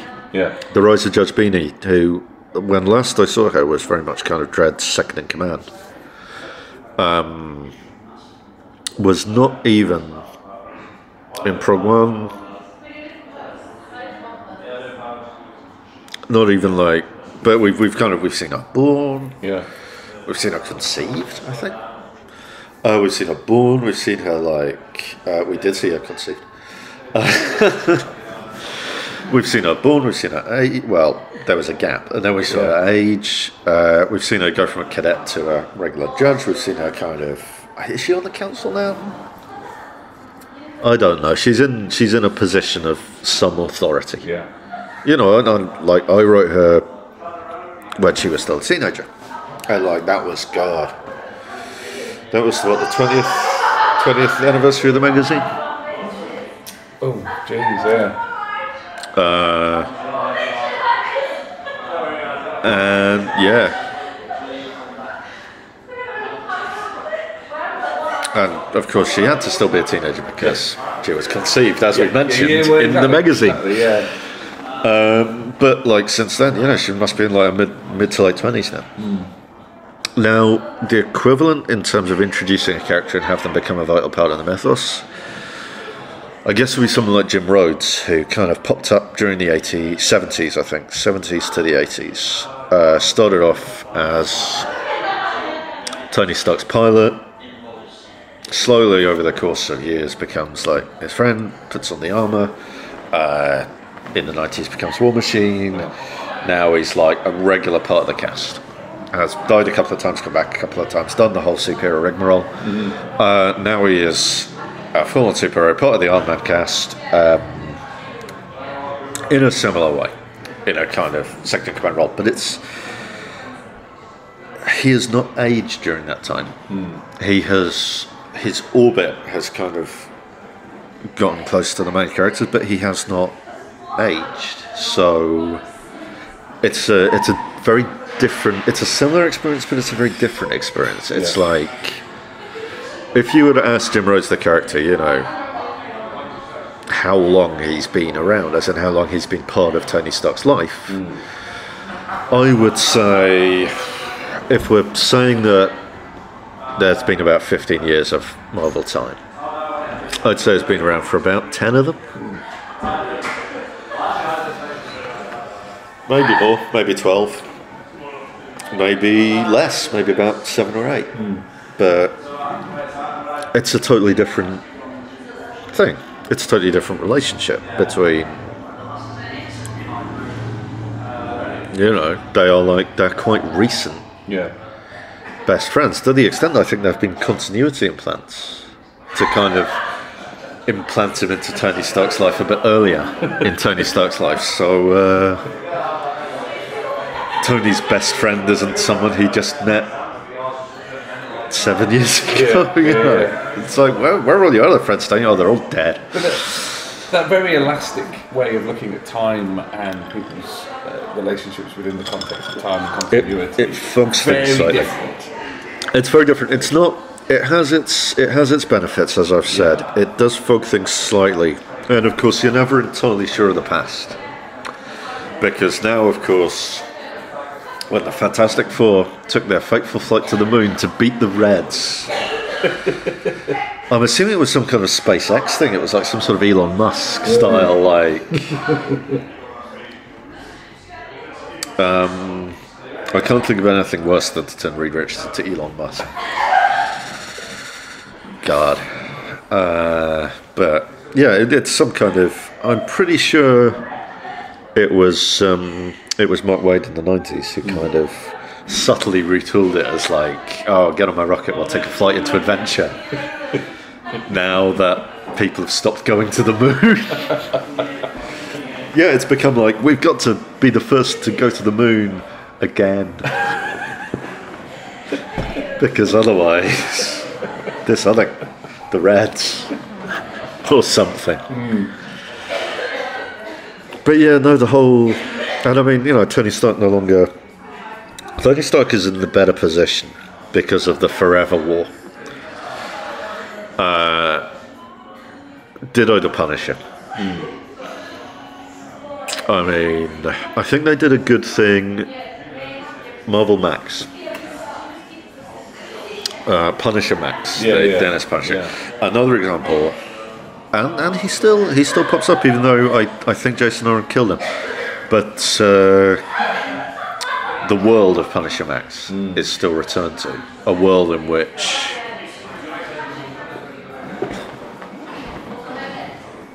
I think in that world there is only Nick Fury and the Punisher. In that the ones you could most conceive of. Using what a terrifying dichotomy. Real world technology. Well, not really. They're both horrible. In the Max universe, they certainly are, and I think a little of it bled into the. I mean, Punisher is just anywhere, and I think a little of Nick Fury Max bled into Nick Fury a little bit because he's certainly been a bit. Except now he's on the moon, so Of course he is. Of course he is. So, but yeah, no, I think. But yeah, no, those were very good comics because they obeyed the laws of real time to an extent. Yeah. I think the latest one, the Platoon. I'm not entirely sure when exactly that was set because all of the principals in that looked quite young in the present day scenes. But it had to come out after the last arc. It had to happen after the last arc of Punisher Max because it was a second book after the book that was written during that one. God, this is just mind-numbing to anyone who hasn't. This is the most boring tangent of them all. The timeline of the Punisher Max comics. I think by the standards of the Thrillcast, that's a general level of tedium. Nerdery. Let's head off on a different tangent. Yeah. Because I want to talk about Damnation Station. Now, okay. I remember talking to you when, obviously before my time in 2008, I remember talking to you about Damnation Station and what your intentions were with it. And I think it's interesting that what I recall of that conversation is something that I've seen crop up since in your work, and specifically in the Ultimates. Oh, well, where you have a team without Caucasian men in it. Oh yeah. As a deliberate act, and you've said in interviews, nobody should be handing out medals for that kind of thing. But I remember us talking about Damnation Station, you saying that you wanted different kind of heroes, you wanted different kind of characters, ones where their sexuality was part of the story, but was not this kind of, as we were saying earlier, it's kind of look, kind of pointing finger. Yeah, this is years and years ago, but it holds up. I think what ended up happening, I mean, in a lot of ways, Damnation Station was a failed experiment. I tried to do too much at once. Not in terms of that, but in terms of things like the alien language. Sure. The no captions, no translations rule. It worked eventually, but it was kind of... it added an extra level of obfuscation for the reader. And I think there were... I don't know, it was... There were a lot of things where just important points were sort of not fully communicated. The second series was a bit better for that, but it was kind of...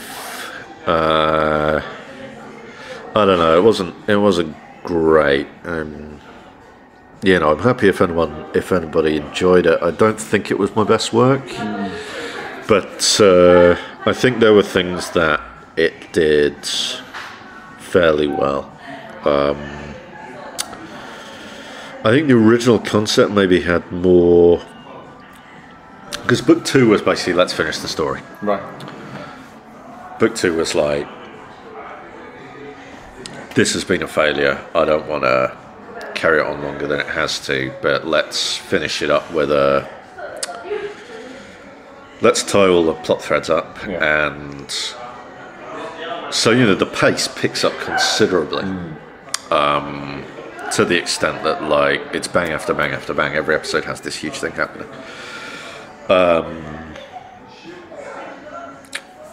But yeah, no, I think creatively I was trying to do some things that didn't really come off, and the formalistic things. I feel like the characters were like perfectly serviceable. Again, that was then. That was like a long time ago. I think now that would be, well, you'd hope it'd just be business as usual. Sure. And also I think that was... I don't think that was even the first cock in 2000 AD. I don't think that was. I think there'd been like half a cock in that. Who's that kind of?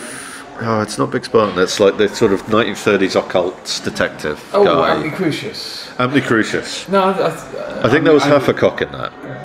There was. I think the cock that predated. I can't believe we're having this conversation. The cock that predated Damnation Station might be Stone Island, which was also... That was it, Stone Island. Yeah, that was also Ian and Simon. Yeah. Now, the one in Damnation Station was Ben Wilshire.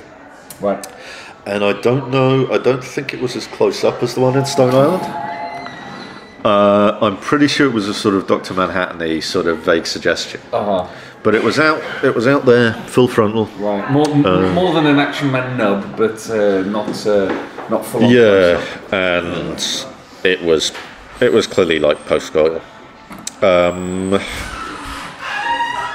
Unfortunately, what were you trying to do with Damnation Station? I mean, I think that's... I don't know anymore. I mean, I think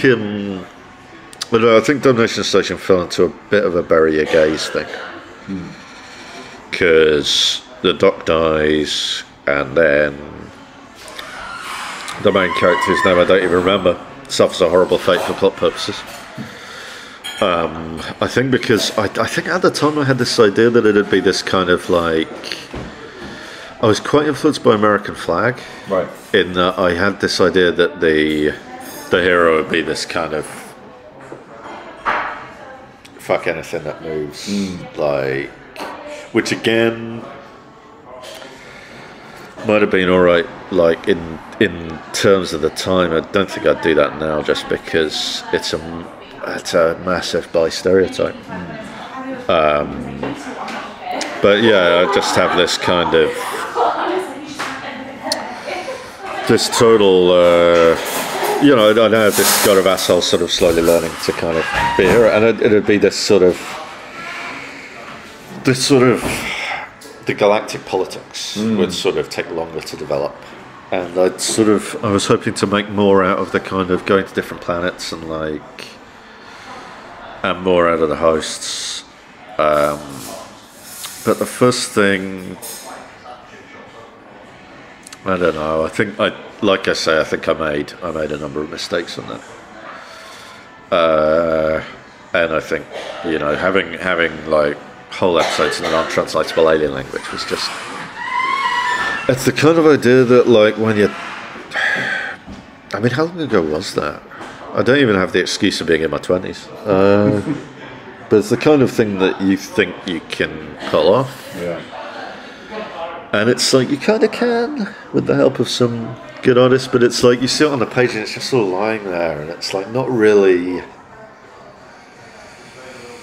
Yeah, and then you're kind of stuck with it. So... Well, I mean, what did you learn from that experience? I mean, I guess how to do vast swathes of untranslated foreign languages and do that right. I haven't tried to make up an alien language since. The trouble was the big problem with that was the vocabulary. In the grammatical structure was quite simplistic, and so was the vocabulary was quite simplistic. It was almost like Latin, that describing anything modern was like these weird compound words. But it's like what I didn't include enough of was I didn't include any kind of Rosetta Stones. I didn't have anyone. I had very few people translate it. Yeah. I had very few examples of. I feel like I had one, but I don't really think I had any of like people translating an alien speaking and somebody translating it, or any kind of Rosetta Stones where like people would speak and like it would be very obvious what they were referring to. Sure. I feel like no, I'm probably misremembering, but I think the first issue of Tom King's Omega Man is mostly in alienese. It's mostly in like alien language. It might even be like the symbols, the font symbols, where and that works very well indeed.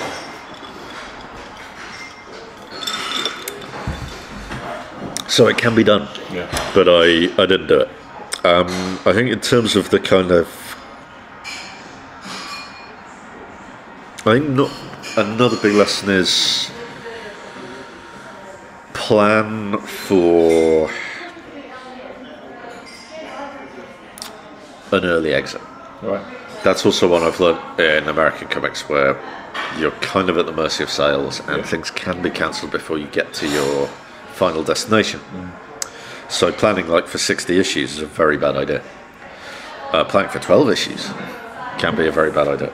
I tend to plan for like 5 or 6, and I'm like, well, and sometimes that served me quite well. I've been like, okay, so we're cancelled with issue 6, but it's like I only plan for issue 5, so I can have like I can stretch out. But it's I mean, I had this big idea for a kind of. Dead Signal was another one actually where I had like a big idea of where that would go, and it never went anywhere because it never came back. Yeah. And had I known that, I would have given it a proper ending, rather than the slightly ambiguous "what's happening" ending that it got. So I don't know. I guess most of the things I've learned have just been sort of formal things and how to do something like that better.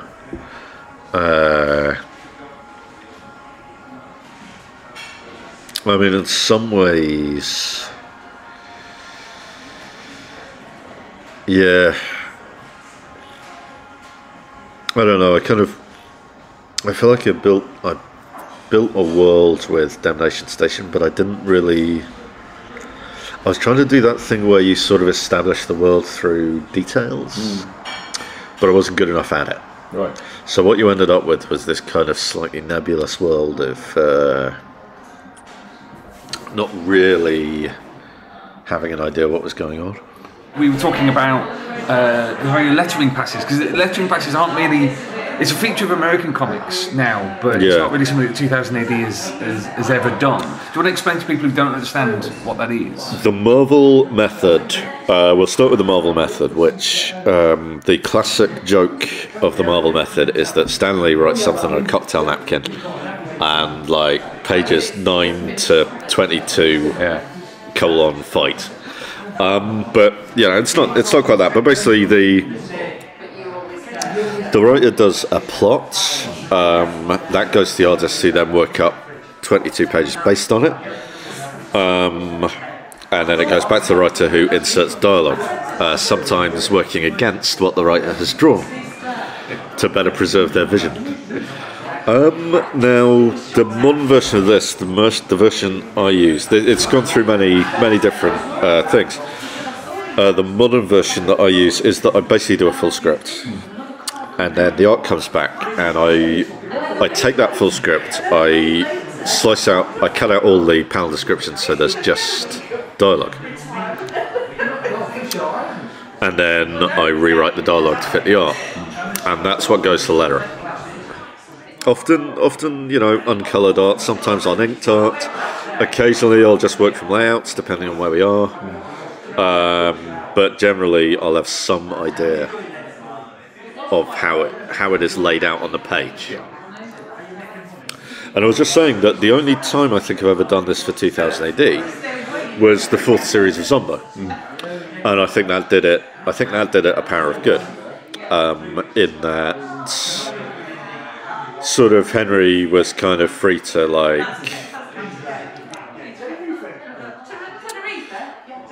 do his thing, and as we've established, he's one of the great titans of art.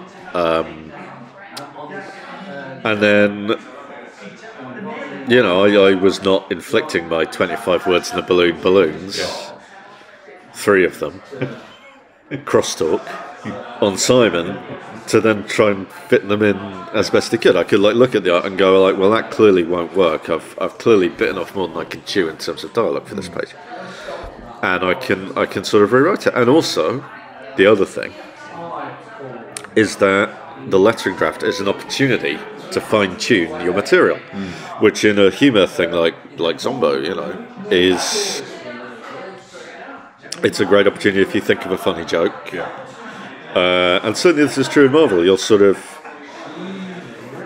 the dialogue the artist sees is sort of rough dialogue, but by the time it rolls around, especially if there's a panel where somebody's opening their mouth and they didn't have any dialogue in the original script, you might want to give them a reason to have their mouth open like that. I mean, we've seen. There's some old issues of Hulk. I'm talking like Peter David issues, where kind of you can sort of see that originally Hulk was supposed to be saying something, but instead somebody else is saying something to him that's very witty, very hilarious, and he's sort of got his mouth open to catch flies. He's just going, So it's like, and I don't know if that's a result of a lack of a lettering pass, or realising during the lettering pass that you desperately need to shoehorn in some exposition, which is something that I have certainly suffered from. The kind of coming around and going, oh, actually, God, if I don't have to mention this, it'll just come out of nowhere next issue. These things happen. It's the thing about American comics, and to a certain extent 2000 AD as well, is that you are sort of under the gun, and when you start the story, you don't 100% know how it's going to end. I mean, I guess if you're writing like a 10-part series for 2000 AD, you could write all of 1 to 10 and polish it and have it all in a sendable stage. I don't do that. But you could. Well, let's talk more about Zombo, because humour comics, and this is a subjective point of view. are very hit and miss. So we've already mentioned at one point Mad Magazine, which I found oddly unfunny as a teenager, but was strangely addicted to. I mean, look, Mad Magazine in the 50s is a very different creature from Mad Magazine in the 80s. Exactly. Which is when we would have discovered it. Yeah. And Mad Magazine in the 80s is kind of astonishingly easy to pastiche. Yeah. Like astonishingly easy to pastiche. Mad Magazine in the 50s is like, it's Wally Wood, it's Harvey Kurtzman, it's this kind of very like...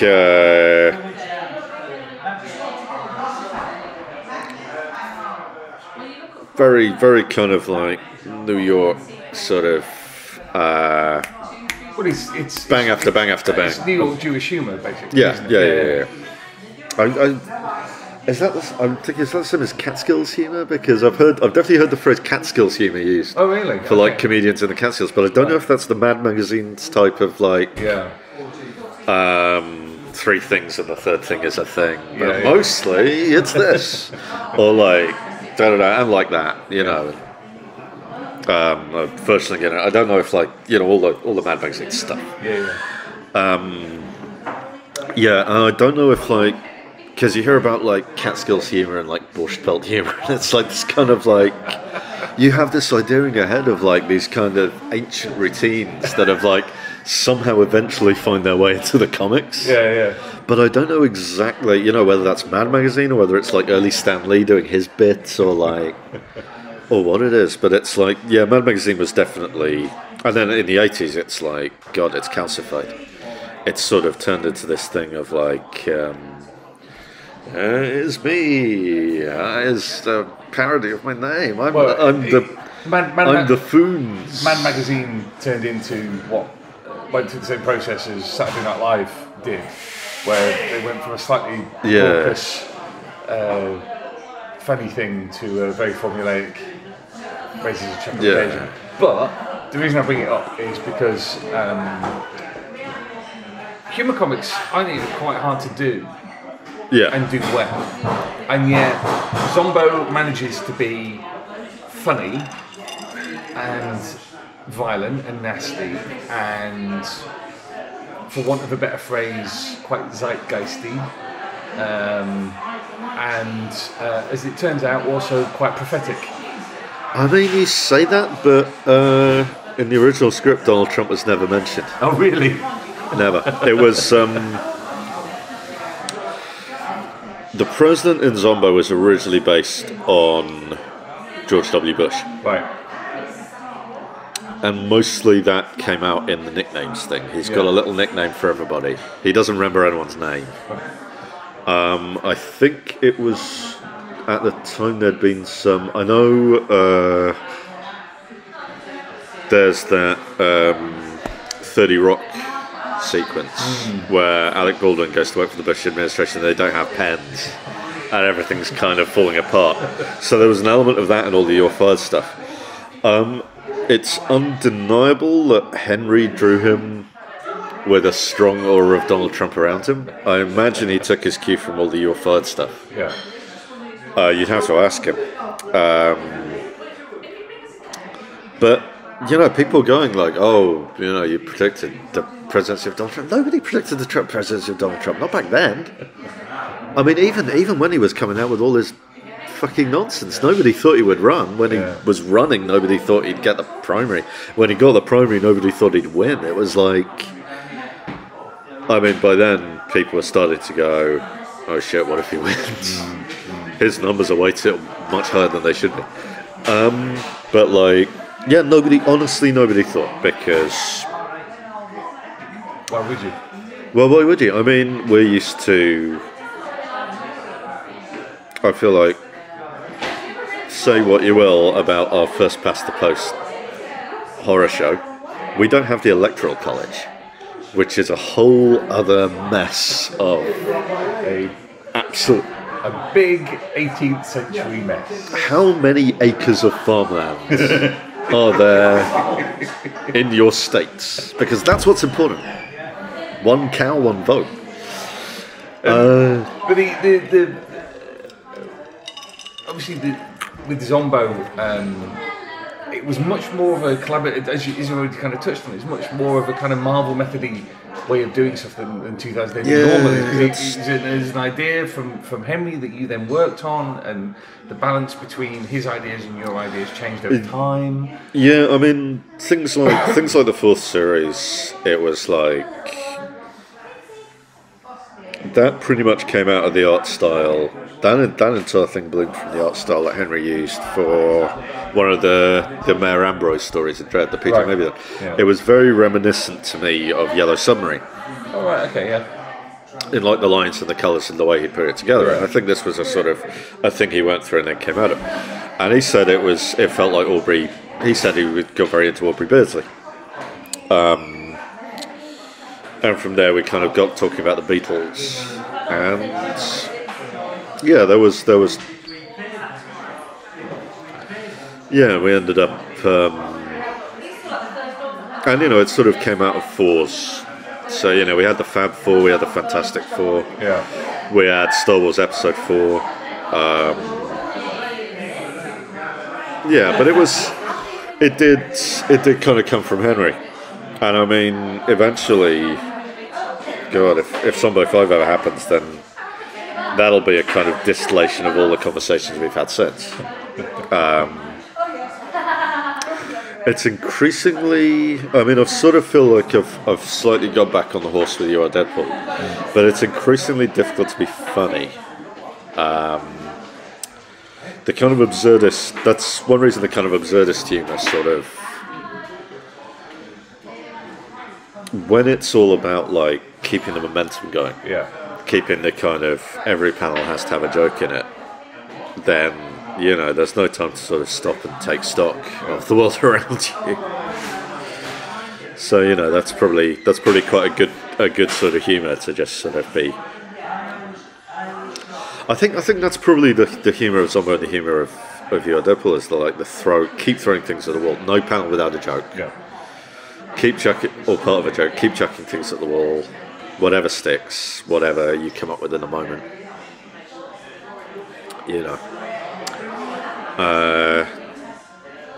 And yeah, we've sort of left it in a place now where we've promised a cliffhanger. We've promised another series. We made a very explicit promise that there would be more. In some ways, that would be a fitting place to end it, but it would just be very funny. Yeah. But we did also do that 40th anniversary special, which kind of puts things in a place where we can carry on. So, and yeah, I've been thinking about it. I've been having a good think about it, and I've talked to Henry about it, and yeah, it's just at some point there will be a drop in my workload, and I'll actually sit down and do it if I don't do a Dredd instead. But at some point, yeah, because your departure from the prog was relatively sudden, because you were there quite a lot, and then you've very much gone over to working for. There came a point where I was having real trouble writing. Yeah. I was getting much slower. I was getting much later. I was having real trouble putting stuff together in my head. I was really worried that I'd just lost it. That I just completely lost the knack. Marvel coming along, and the American stuff wasn't much better. I was just not, because I was doing work for Dynamite. Marvel coming along gave me the chance to work in a completely different way, which was the Marvel method. The first things I did for Marvel were 100% Marvel method. Right. I was actually writing paragraphs of here's what happens on the page, and it was a few paragraphs of action, no panel things, no nothing, and then doing the dialogue afterwards. And it was working in that universe. It was I didn't have to come up with it. All the pieces were already there, and I could sort of move them around. And it gave me, it almost gave me a rest. It was like the change that was as good as a rest. Sure. So I did some really good work for Marvel because I felt reinvigorated. And I was thinking, well, I'll do some work for Marvel, but I'm going to keep up with the Dredd and the Zombo and like do all this. And then Marvel kept throwing work at me. And then they threw more work at me, and more work at me, and more work at me. And it's like, there was a time when I was writing like 4 ongoings, and some of them were like double shipping. So there was just no question of me doing anything else that wasn't Marvel at that point. And now things have eased off a bit, and I'm sort of, but I've still got a lot on, because, you know, every time I think they're getting sick of me, they get on the horn and they say, you know, can we pitch you a Deadpool thing, or can we pitch you Defenders, or like you know, or like, do you want to pitch for the Hulk? And so yeah, it's basically, I think that was it. I think the conjunction, had I been in a better headspace and more productive when the call came through for Marvel, the switchover might not have been as complete. But I think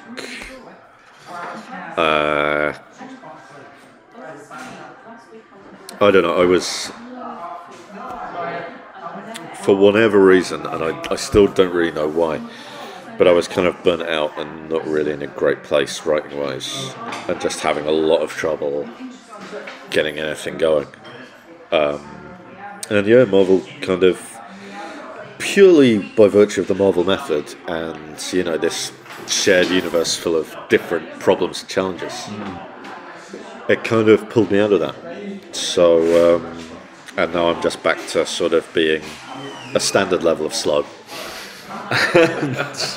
And you know, depending on the project, I do turn stuff in, you know, on time. On the Avengers collaboration from last year, it was kind of a point of pride that we got. We hit every single mark on that without ever having to be told. We didn't edit ourselves, but we were like, Tom Brevoort, the editor on that, was sort of saying how nice it was that we could solve our own problems. Right.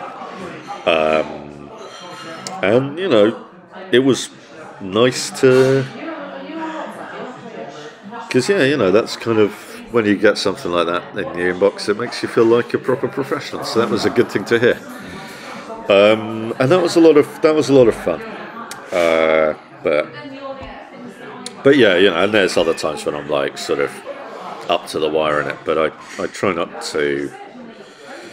It's a major sin in this game to leave your artist without pages. So, I don't. There's the clinking of a cocktail. But yeah, it's a major sin to do that. So that is the cardinal sin, I think. Yeah. So, you know, it's to hold up the schedule. So I try not to do that. Do you think that some people talk about how Matt's mentioned it many times, how 2000 AD is voracious in the way that it gobbles up work, so you've got to keep feeding the beast. But I guess Marvel's exactly the same, it's just that the beast is even bigger and requires more rapid feeding. Yeah, I mean, I think the difference is the chunks are larger in that, let's say I'm pitching some Dredds. 4 episodes is a pretty good, like 3 or 4 episodes, that's a pretty good leg through a Dredd. That's that's a good sized Dredd story is 3 episodes. That's 3 episodes, 18 pages. That's less than an American comic. 1 issue. So let's say I come up with another 3 episode story, 18 more pages. Now, on the American comic, I'm continuing the same story. It's rare that, I mean, done-in-ones are a rare thing, and often the readership sees them as filler, which is bad. But like done-in-ones is sort of a rare thing. You've got to kind of. But I mean, I don't know, Dredd one-offs. 4 Dredd one-offs. That's 24 pages. Yeah. Again, a little over an American comic. And that's 4 different ideas. 4 completely different situations for Dredd to be in. Because if any of them are too similar, people are going to notice. Yeah. And like the, your big epic. What is the longest story 2000 AD has ever done in modern times? I believe it's that John Smith one. Oh, is that just me showing how... I'm just thinking in terms of one chunk, like 18 episodes? I mean, technically... I mean, well, I'm not talking about like Return to Armageddon or No. Road Trooper running for a year or whatever. I mean, Day of Chaos ran for a year, but I guess was broken out into different stories. Yeah. I'm thinking, I'm not... Rage storyline, you used to get like virtually 22 I'm thinking in terms... Yeah, no, there is that 22 weeks of Rage. I'm just thinking in terms of like what a long story is. 2008, like 10 episodes is a solid story. Yeah, 10, 12 episodes is long. 14 episodes. Now, and let's say it's 5 pages an episode, so 70 pages. That's a long story. Yeah. That's 14 weeks of the prog. That's going to be a significant chunk. A whole season. Yeah. Now that is those 70 pages, 4 issues, 4 and a bit issues. A 5-issue, 5-issue American thing.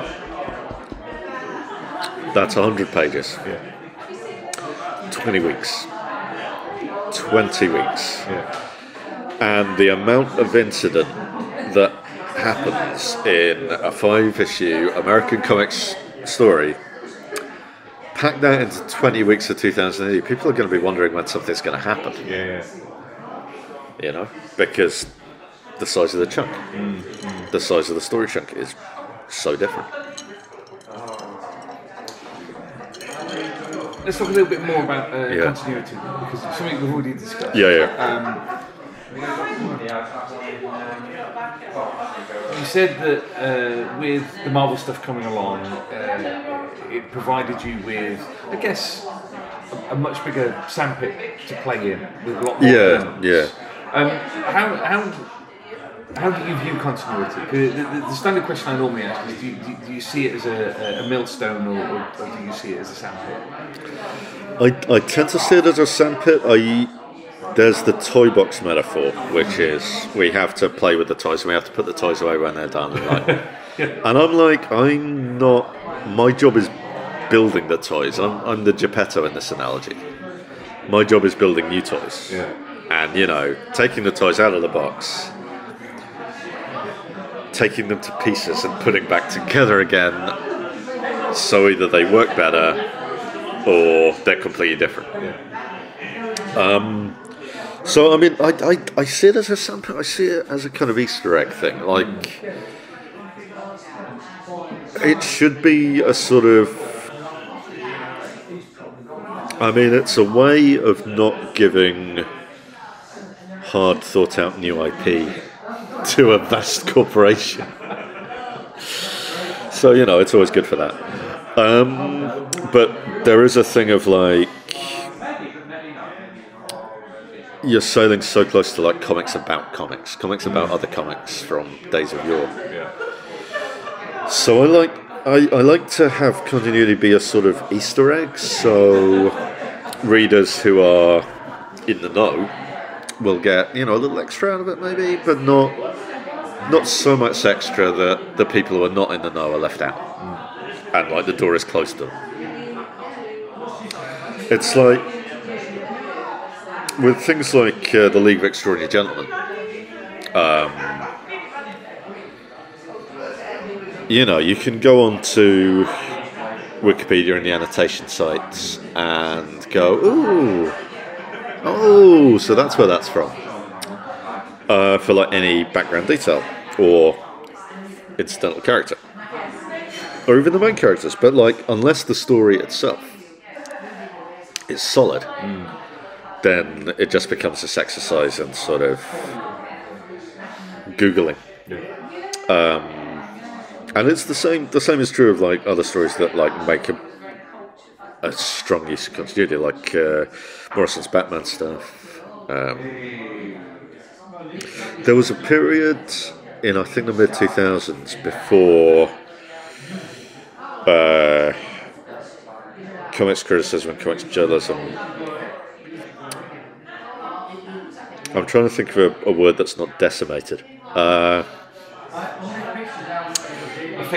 Affected by the wave of modernity that has crushed us all. No, but there was a time when annotation sites were very popular, and you had people do annotations for critique sites. I mean, I hesitate to even say news sites because the focus was of something like Comics Alliance. The focus was not on news but on critique, or at least that's how it felt to me. And you know, frankly, I miss it. But they did have annotations, and there was a period where a lot of comics you get an extra something out of finding out like the extra bits, the annotations, the Easter eggs.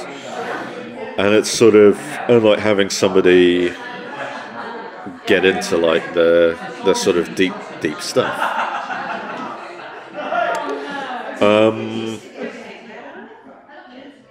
So yeah, I kind of see continuity, the sort of deep dive stuff, as being that kind of thing where like you don't need it, you don't need to know it. If you do need to know it, something's gone wrong. But hopefully, if you do know it, then it's a nice extra thing. The one thing that I'm starting to sort of wonder about is whether it's actually a turn-off. Like, if bringing in somebody, a character, or a previous plotline, and implying too strongly that you can find out about this in another comic that then you presumably need to buy or download or examine, whether that is a turn-off. I've tried very hard. If you look at all the issues of Hulk so far, they are without editorial notes for that reason. And I think in the very last one that went to press, in the letters page, I sort of bowed slightly and said, "You saw this character back in issue so and so," as a kind of internal within the series thing, a reminder from within the series, aimed pretty much at people who have only just started with us. Oh, and also I did a thing of like, I hope you're reading this other Marvel comic, but much more in a kind of smiling stand, like, not like you have to read this other comic, but like, here's an advertisement for one of our other mags, True Believer. I feel like there is a difference. But it is a hard thing, because I did start wondering if things like tie-ins, things like crossover tie-ins, things like editorial notes saying back in Iron Man 54 was where you last saw this fella, was acting as a barrier, like a wall between new readers and the material. And certainly in the case of crossovers and tie-ins, they are not the panacea they once were. They are not the magic potion they used to be. There was definitely a period, and I think I may have lived through it, when the tide turned, where we started to see that people were getting,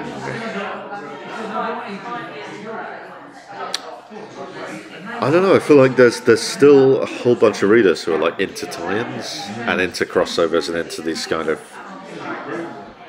but it's like how we do those stories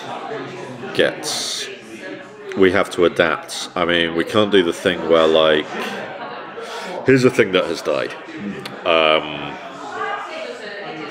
You have I don't know, you have Hamster Man, you have Voracious Hamster Man, and you have Sins of the Hamster Man. And those are the 3 Hamster Man titles.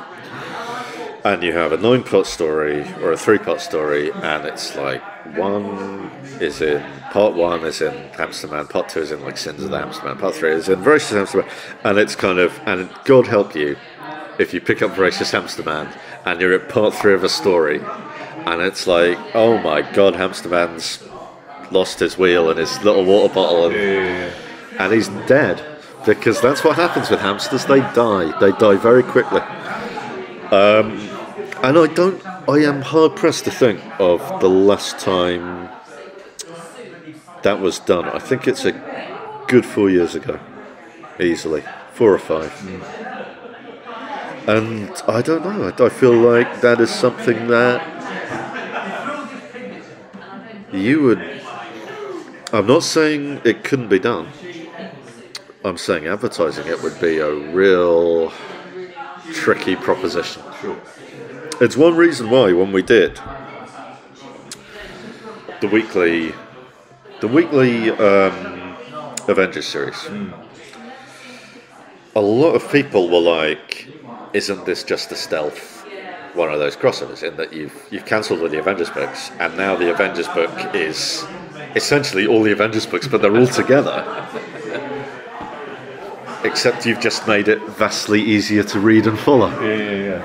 And it's like, yes, we have made it vastly easier to read and follow. Thanks for noticing. But it's a similar kind of thing. It's like putting all of the teams together. It's the equivalent of like when Spider-Man went weekly. Back in God knows when. And it's like suddenly Spider-Man's like 3 times a month, and Web of Spider-Man is gone, and Spectacular Spider-Man is gone. And it's like, it doesn't take a genius to see the connection. Yeah. But at the same time, if you want to read that much Spider-Man, and at the time it was an experiment, and it's one that seems to have worked. And now, we kind of have the situation we're currently in, where we're sort of back to more than one Spider-Man title. And, but yeah, it's interesting that. But to get back to what I was talking about, I do feel like crossovers and events, there's more recognition that they are a double-edged sword, and people are handling them and using them in a different way, I think. And hopefully in a way that is easier on the reader and on the retailer. I mean, that links in nicely to what I want to ask about, because I said we'd come on to talk about the Ultimates. Oh, yeah. And that obviously was a very particular move into a new, shall we say, ethos of Marvel. And the original Ultimates. The original Ultimates, way back, yes. Yes. But then one thing I noticed, just picking up on the reviews of your Ultimates, was how they said, well, this is the Ultimates, and there's elements there, but you kind of go, yes, there's these elements, then you put those aside, and then you do what you want with that. What was your thinking behind that series? The original pitch, I think, was... it's hard to remember now, but the original pitch was basically Cosmic Avengers. Right. Like big Avengers team for like big stuff. And I pitched something that would be... that would be sort of dealing with some of the big stuff in the Marvel Universe and kind of solving these vast problems. And I wanted to sort of start with dealing with Galactus. And that eventually mutated into curing Galactus and eventually having him be on the team. And that was kind of... but yeah, it was pretty much a sort of... Okay, what would I want to do if I was doing a cosmic book? and going into this kind of, because before then I'd mostly done, for want of a better term, kind of street level heroes, and I sort of chafed at that because I ended up with Mighty Avengers. The idea, the trade dress was all like graffiti. It was kind of pitched at this strata of heroics, where and I immediately kind of started chafing at that and had them get into increasingly cosmic situations, the kind of thing that because I wanted it to be like an actual Avengers book, as in the Avengers were 1 minute dealing with the masses of evil, the next minute they were dealing with cosmic cubes and all sorts. They could go from one to the other at any moment, and so that kind of became like a weird mess of stuff, and then eventually that kind of morphed into the Ultimates, which was the kind of cosmic Avengers thing, and trying to come up with a version because we'd just been through the Hickman stuff, which great story, but doing that again would be bad. So I had to kind of come up with a new way, and like you said, a new ethos. So where Hickman's had been a story about how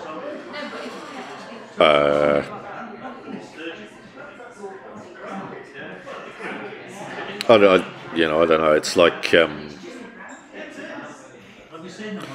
I feel like he'd sort of told a very kind of long, subtle story about how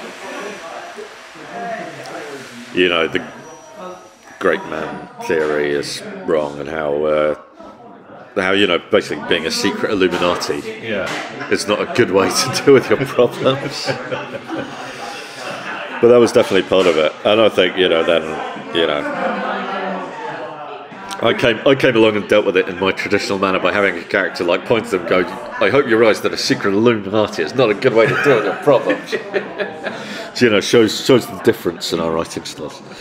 Is that a sort of a kind of part of the continuum of theme with, say, recent Hulk stuff, that kind of, because the opening of that was very downbeat and Hulk is grim.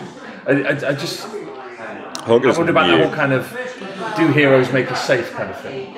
I don't think about, with the Ultimates, it was, what I was going to say was that I felt it had to be a reaction against the Illuminati, that kind of 5 heroes in a room. And this was also 5 heroes in a room, but they were very open and transparent about what they were doing, and they were telling everybody, and they were having the government say, well, we're not sure how we feel about this, and and dealing with all of those problems. And we kind of had, but I feel like the themes in the Hulk, I kind of deliberately finished up. I very deliberately kind of finished up everything in Ultimates and US Avengers. And US Avengers obviously ended with No Surrender, which kind of put the last strands to bed. But Ultimates 100, because issue 10 became issue 100. Because of course it was Ultimate Squared, so it did fit. So it was quite good. Nobody caught onto that. But yeah, Ultimates 100. I think that was kind of the end of that story. That was the end of the cosmic story. It was this is as far as we're going for now with this. And Hulk 1 is the start of a new story. And in between, I had things like Rocket, You Are Deadpool, which was me just sort of getting back to stuff which wasn't part of the overall theme.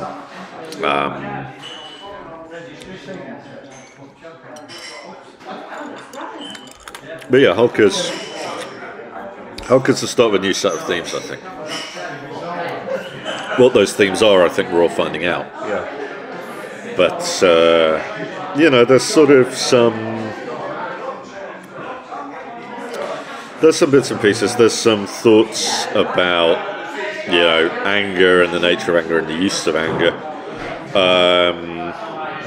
Some religious thoughts and themes, both in terms of some thinking about Gnostic stuff. There's bits and pieces I kind of don't want to sort of sit down at this early stage and go like, this is what it's about, because right now all I have is what I think it's about. Yeah. And what always ends up happening is that you finish your last issue and you look back over it and you realise that's what it was actually about. And it's like there's always that thing where like you go in with a theme in mind because it's got to be about something. You can't, you've got you can't have it be about nothing except superheroes because it's like there's got to be at least some attempt at a theme, but often you won't really know what that theme is until it's done. So, and I don't know yet, but I do know that it's the start of a new set of themes. I don't think there is a continuation, not a known continuation. Again, we'll come to the end of it and I'll see. But yeah, it's interesting to hear you talk about the way that you structure these things and frame them. And it seems because one of my questions was going to be, what do American comics give you that 2000 AD can't? And particularly, I guess, if you're working on Dredd, thinking about your the stuff you were doing on Dredd prior to Trifecta. Yeah. You commented earlier that there's less opportunity there to make an impact on the status quo. I guess with the Marvel stuff, you get to be the architect. A little bit, but again, there's not so much. I think going in with the idea that you're going to make an impact on the status quo, I'm starting to understand that that's a mug's game. No. I think what ends up sticking is never what you think will. And what ends up, and you should absolutely try to push things and mold things and shape things however you can in whatever direction you want them to go in. But I mean, I don't know, I feel like my best Dredd work was and I think I was happy to sort of roll with the showrunner, who is John Wagner, rather than try and be my own showrunner. There were characters I kind of introduced and kept up, but I feel like that's more. I think every Dredd writer has their own stable of pet judges, because those are the ones you can do things with. Sure. And it's been interesting seeing Maitland move from my hands to Rob's hands. That's been interesting. Bennett, I think, never left that meat wagon duty that he was assigned to. Which is a shame, because he had a lot of promise as a judge. He was an interesting thing in that, around the same time, I introduced a judge who was very good and a judge who was terrible. And they both kind of ended up, and entirely through my own doing, and just where the story took them, they both just ended up dead or off the board. And Oldham because he was just not very good at being a judge, and just kind of the same terrible attitudes that he had continuously ended up killing him because he made a stupid mistake. And then Bennett, through no fault of his own, goes from this very promising career where he's kind of, you know, one of Dredd's better rookies and sort of doing very well, and kind of has a certain, you know, he's not like a superhuman, but he's kind of, you can see, and then just because he's one of Dredd's rookies, you know, Dredd falls out of favour and Bennett just gets this crap duty and is never seen again. Yeah. And it's like, I don't know if he ever has been seen again. You know, he might be dead now. It's just like this kind of... and I think the only lasting character I did anything with, because Smiley was obviously a joint venture. Yeah. And I think he was entirely Rob's, in fact. I remember when Rob pitched him to us all. So Rob brought him into this world. And, you know, I don't know what Rob has planned for him now.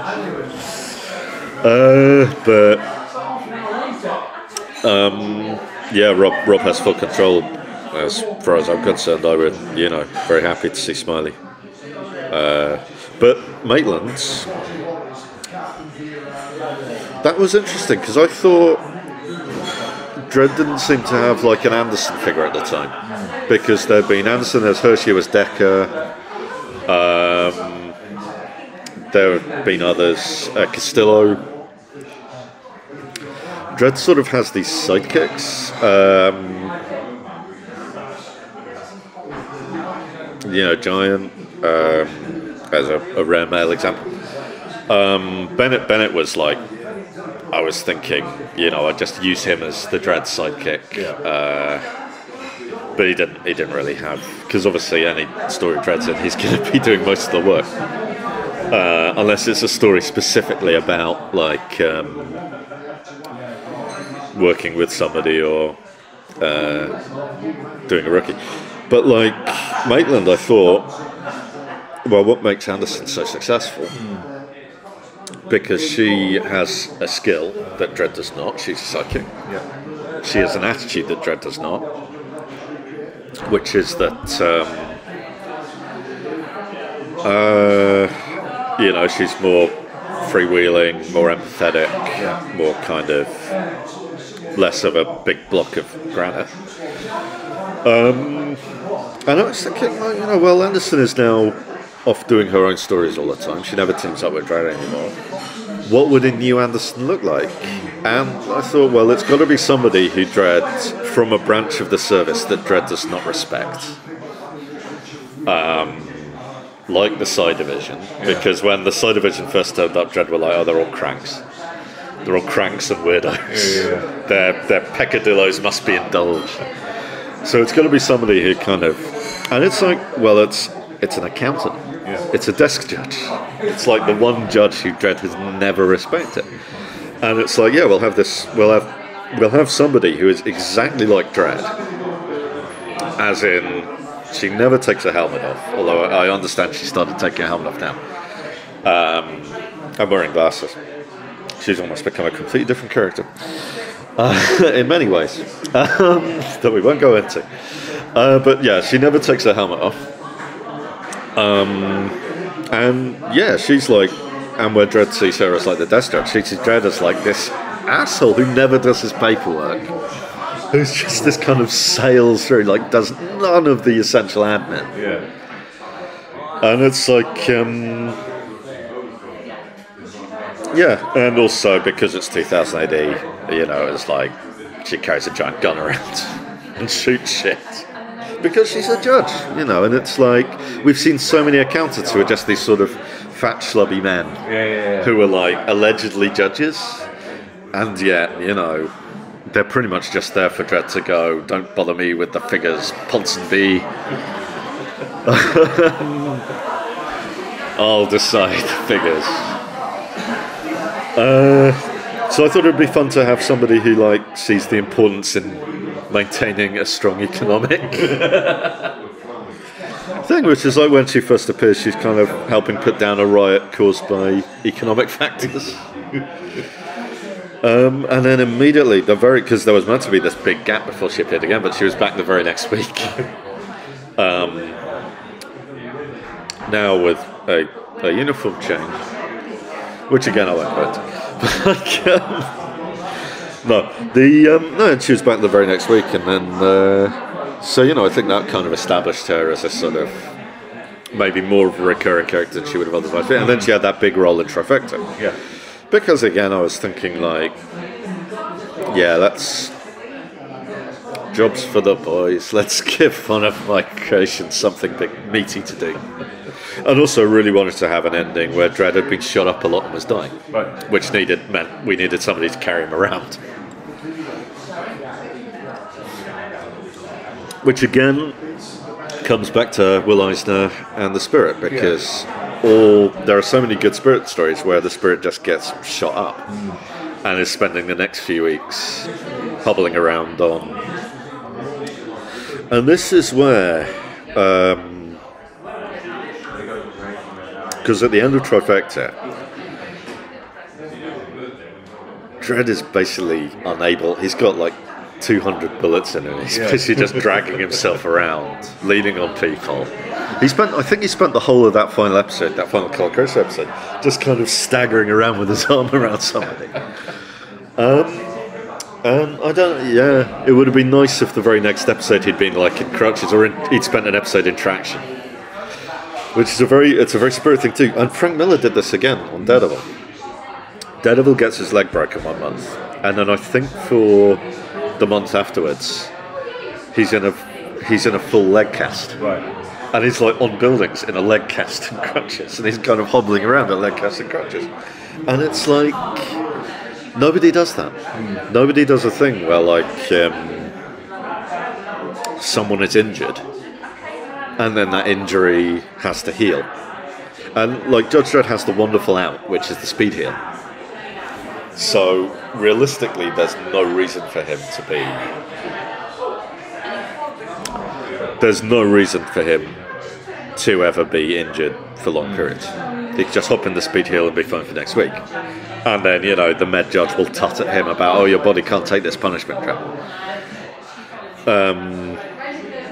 But what I would like to do is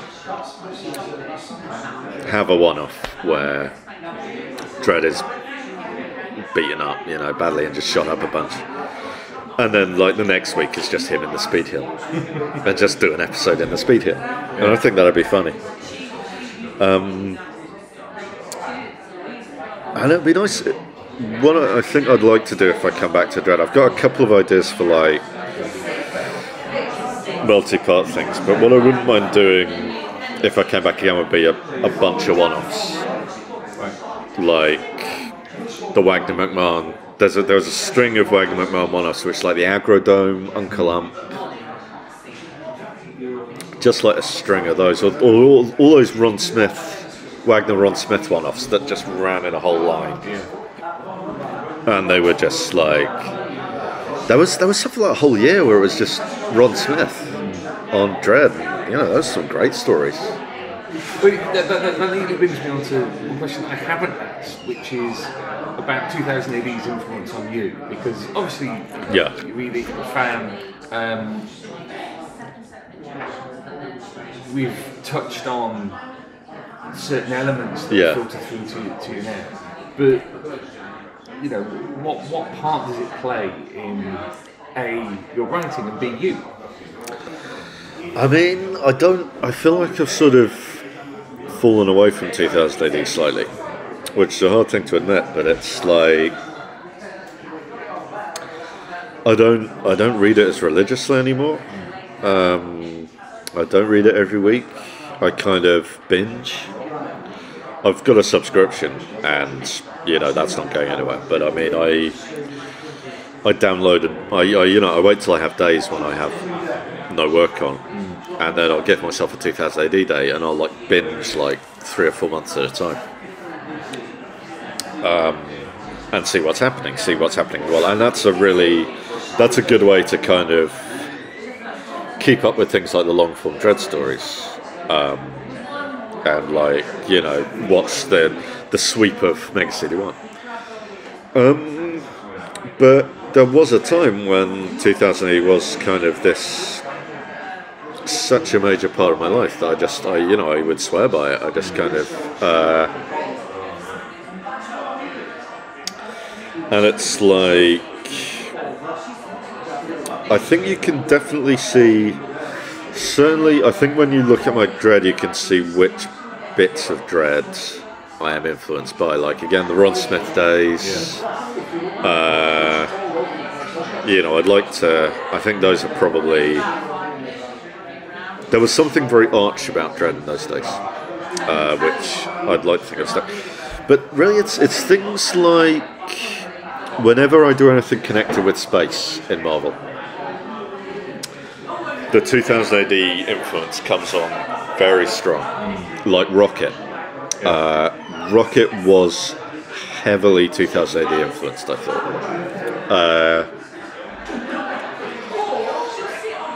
It had that thing of you just throw together like these worlds, pretty much made of, and they're made of all of the Marvel playing pieces, the Kree, the Skrull, the Shi'ar, blah, all of these people, and these different alien beings.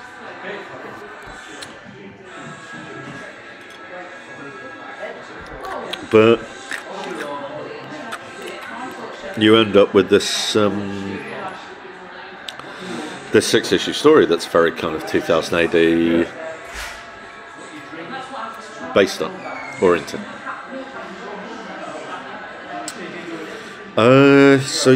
It's kind of, sorry, I'm distracted. Pink Floyd, but so there's that. There's the kind of, I don't know. It's hard to point to any specific thing. I guess density, that desire to have something happen every issue, something happen on every page. Especially the humour stuff, the joke in every panel thing. That's a very 2000 AD urge. Yeah. The idea that there can be no downtime, there can be no beats left. Yeah. And certainly when I started off with Marvel, there was that thing of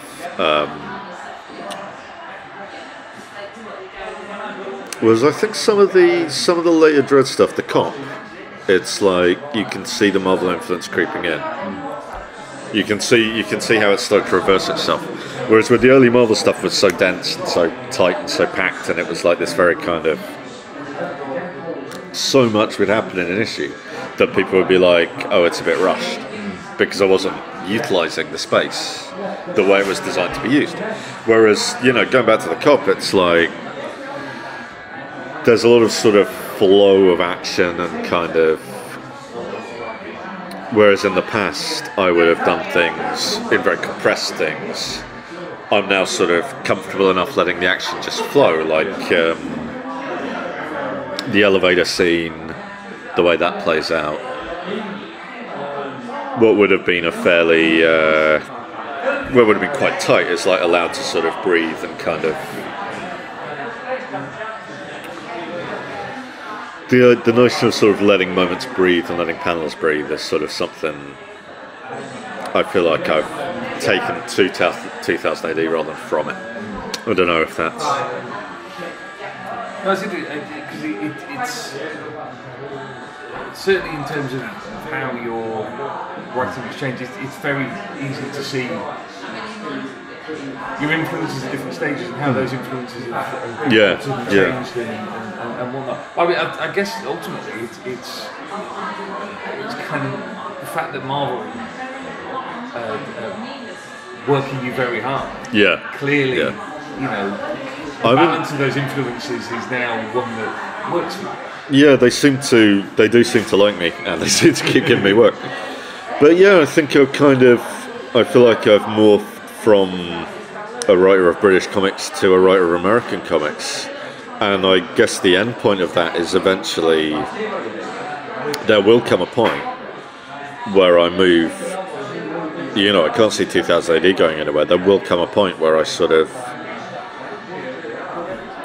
put the things that I've learned from the American side to use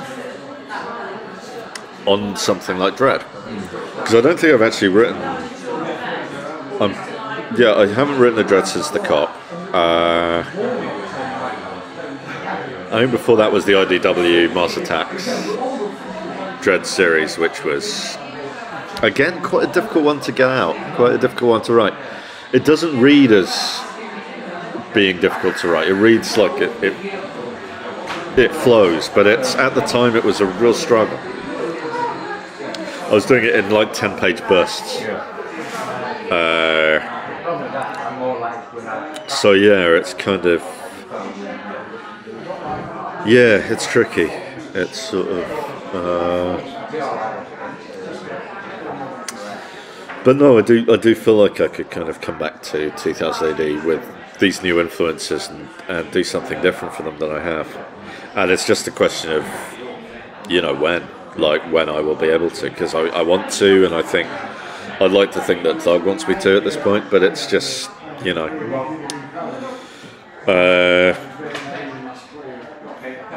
and you know, I do have that ability. I'm exclusive to Marvel, but like not when it comes to Dredd and Zombo. So you know, I am in a position where I can, but it's all time. It's all kind of time and work, and to an extent, like it's kind of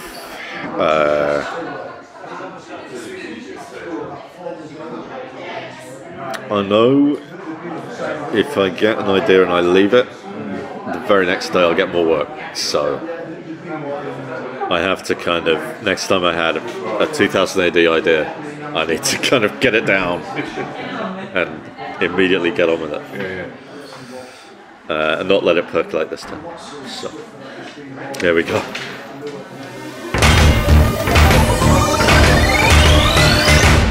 Well, I hope you enjoyed that, Earthlets. Thanks very much to Al for being so generous with his time, and thank you to you for listening. Tune in 2 weeks' time when you'll be hearing more from the galaxy's greatest podcast, Splundig Verthrig.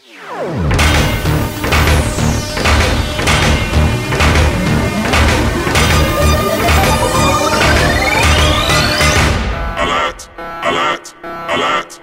Fill power levels dangerously high. Alert! Alert! Read 2000 AD every week. Ask your comic book store or newsagent now. Subscribe to the galaxy's greatest comic at 2000adonline.com. Subscribe digitally on our apps for Apple, Android, and Windows 10. And download DRM free copies from 2000adonline.com. Alert! Alert! Stand by for urgent updates. Search for 2000 AD on Twitter and Facebook. Watch the latest videos at youtube.com/2000 AD online. And follow on Instagram at Insta2000 AD. Program complete. Shutting down.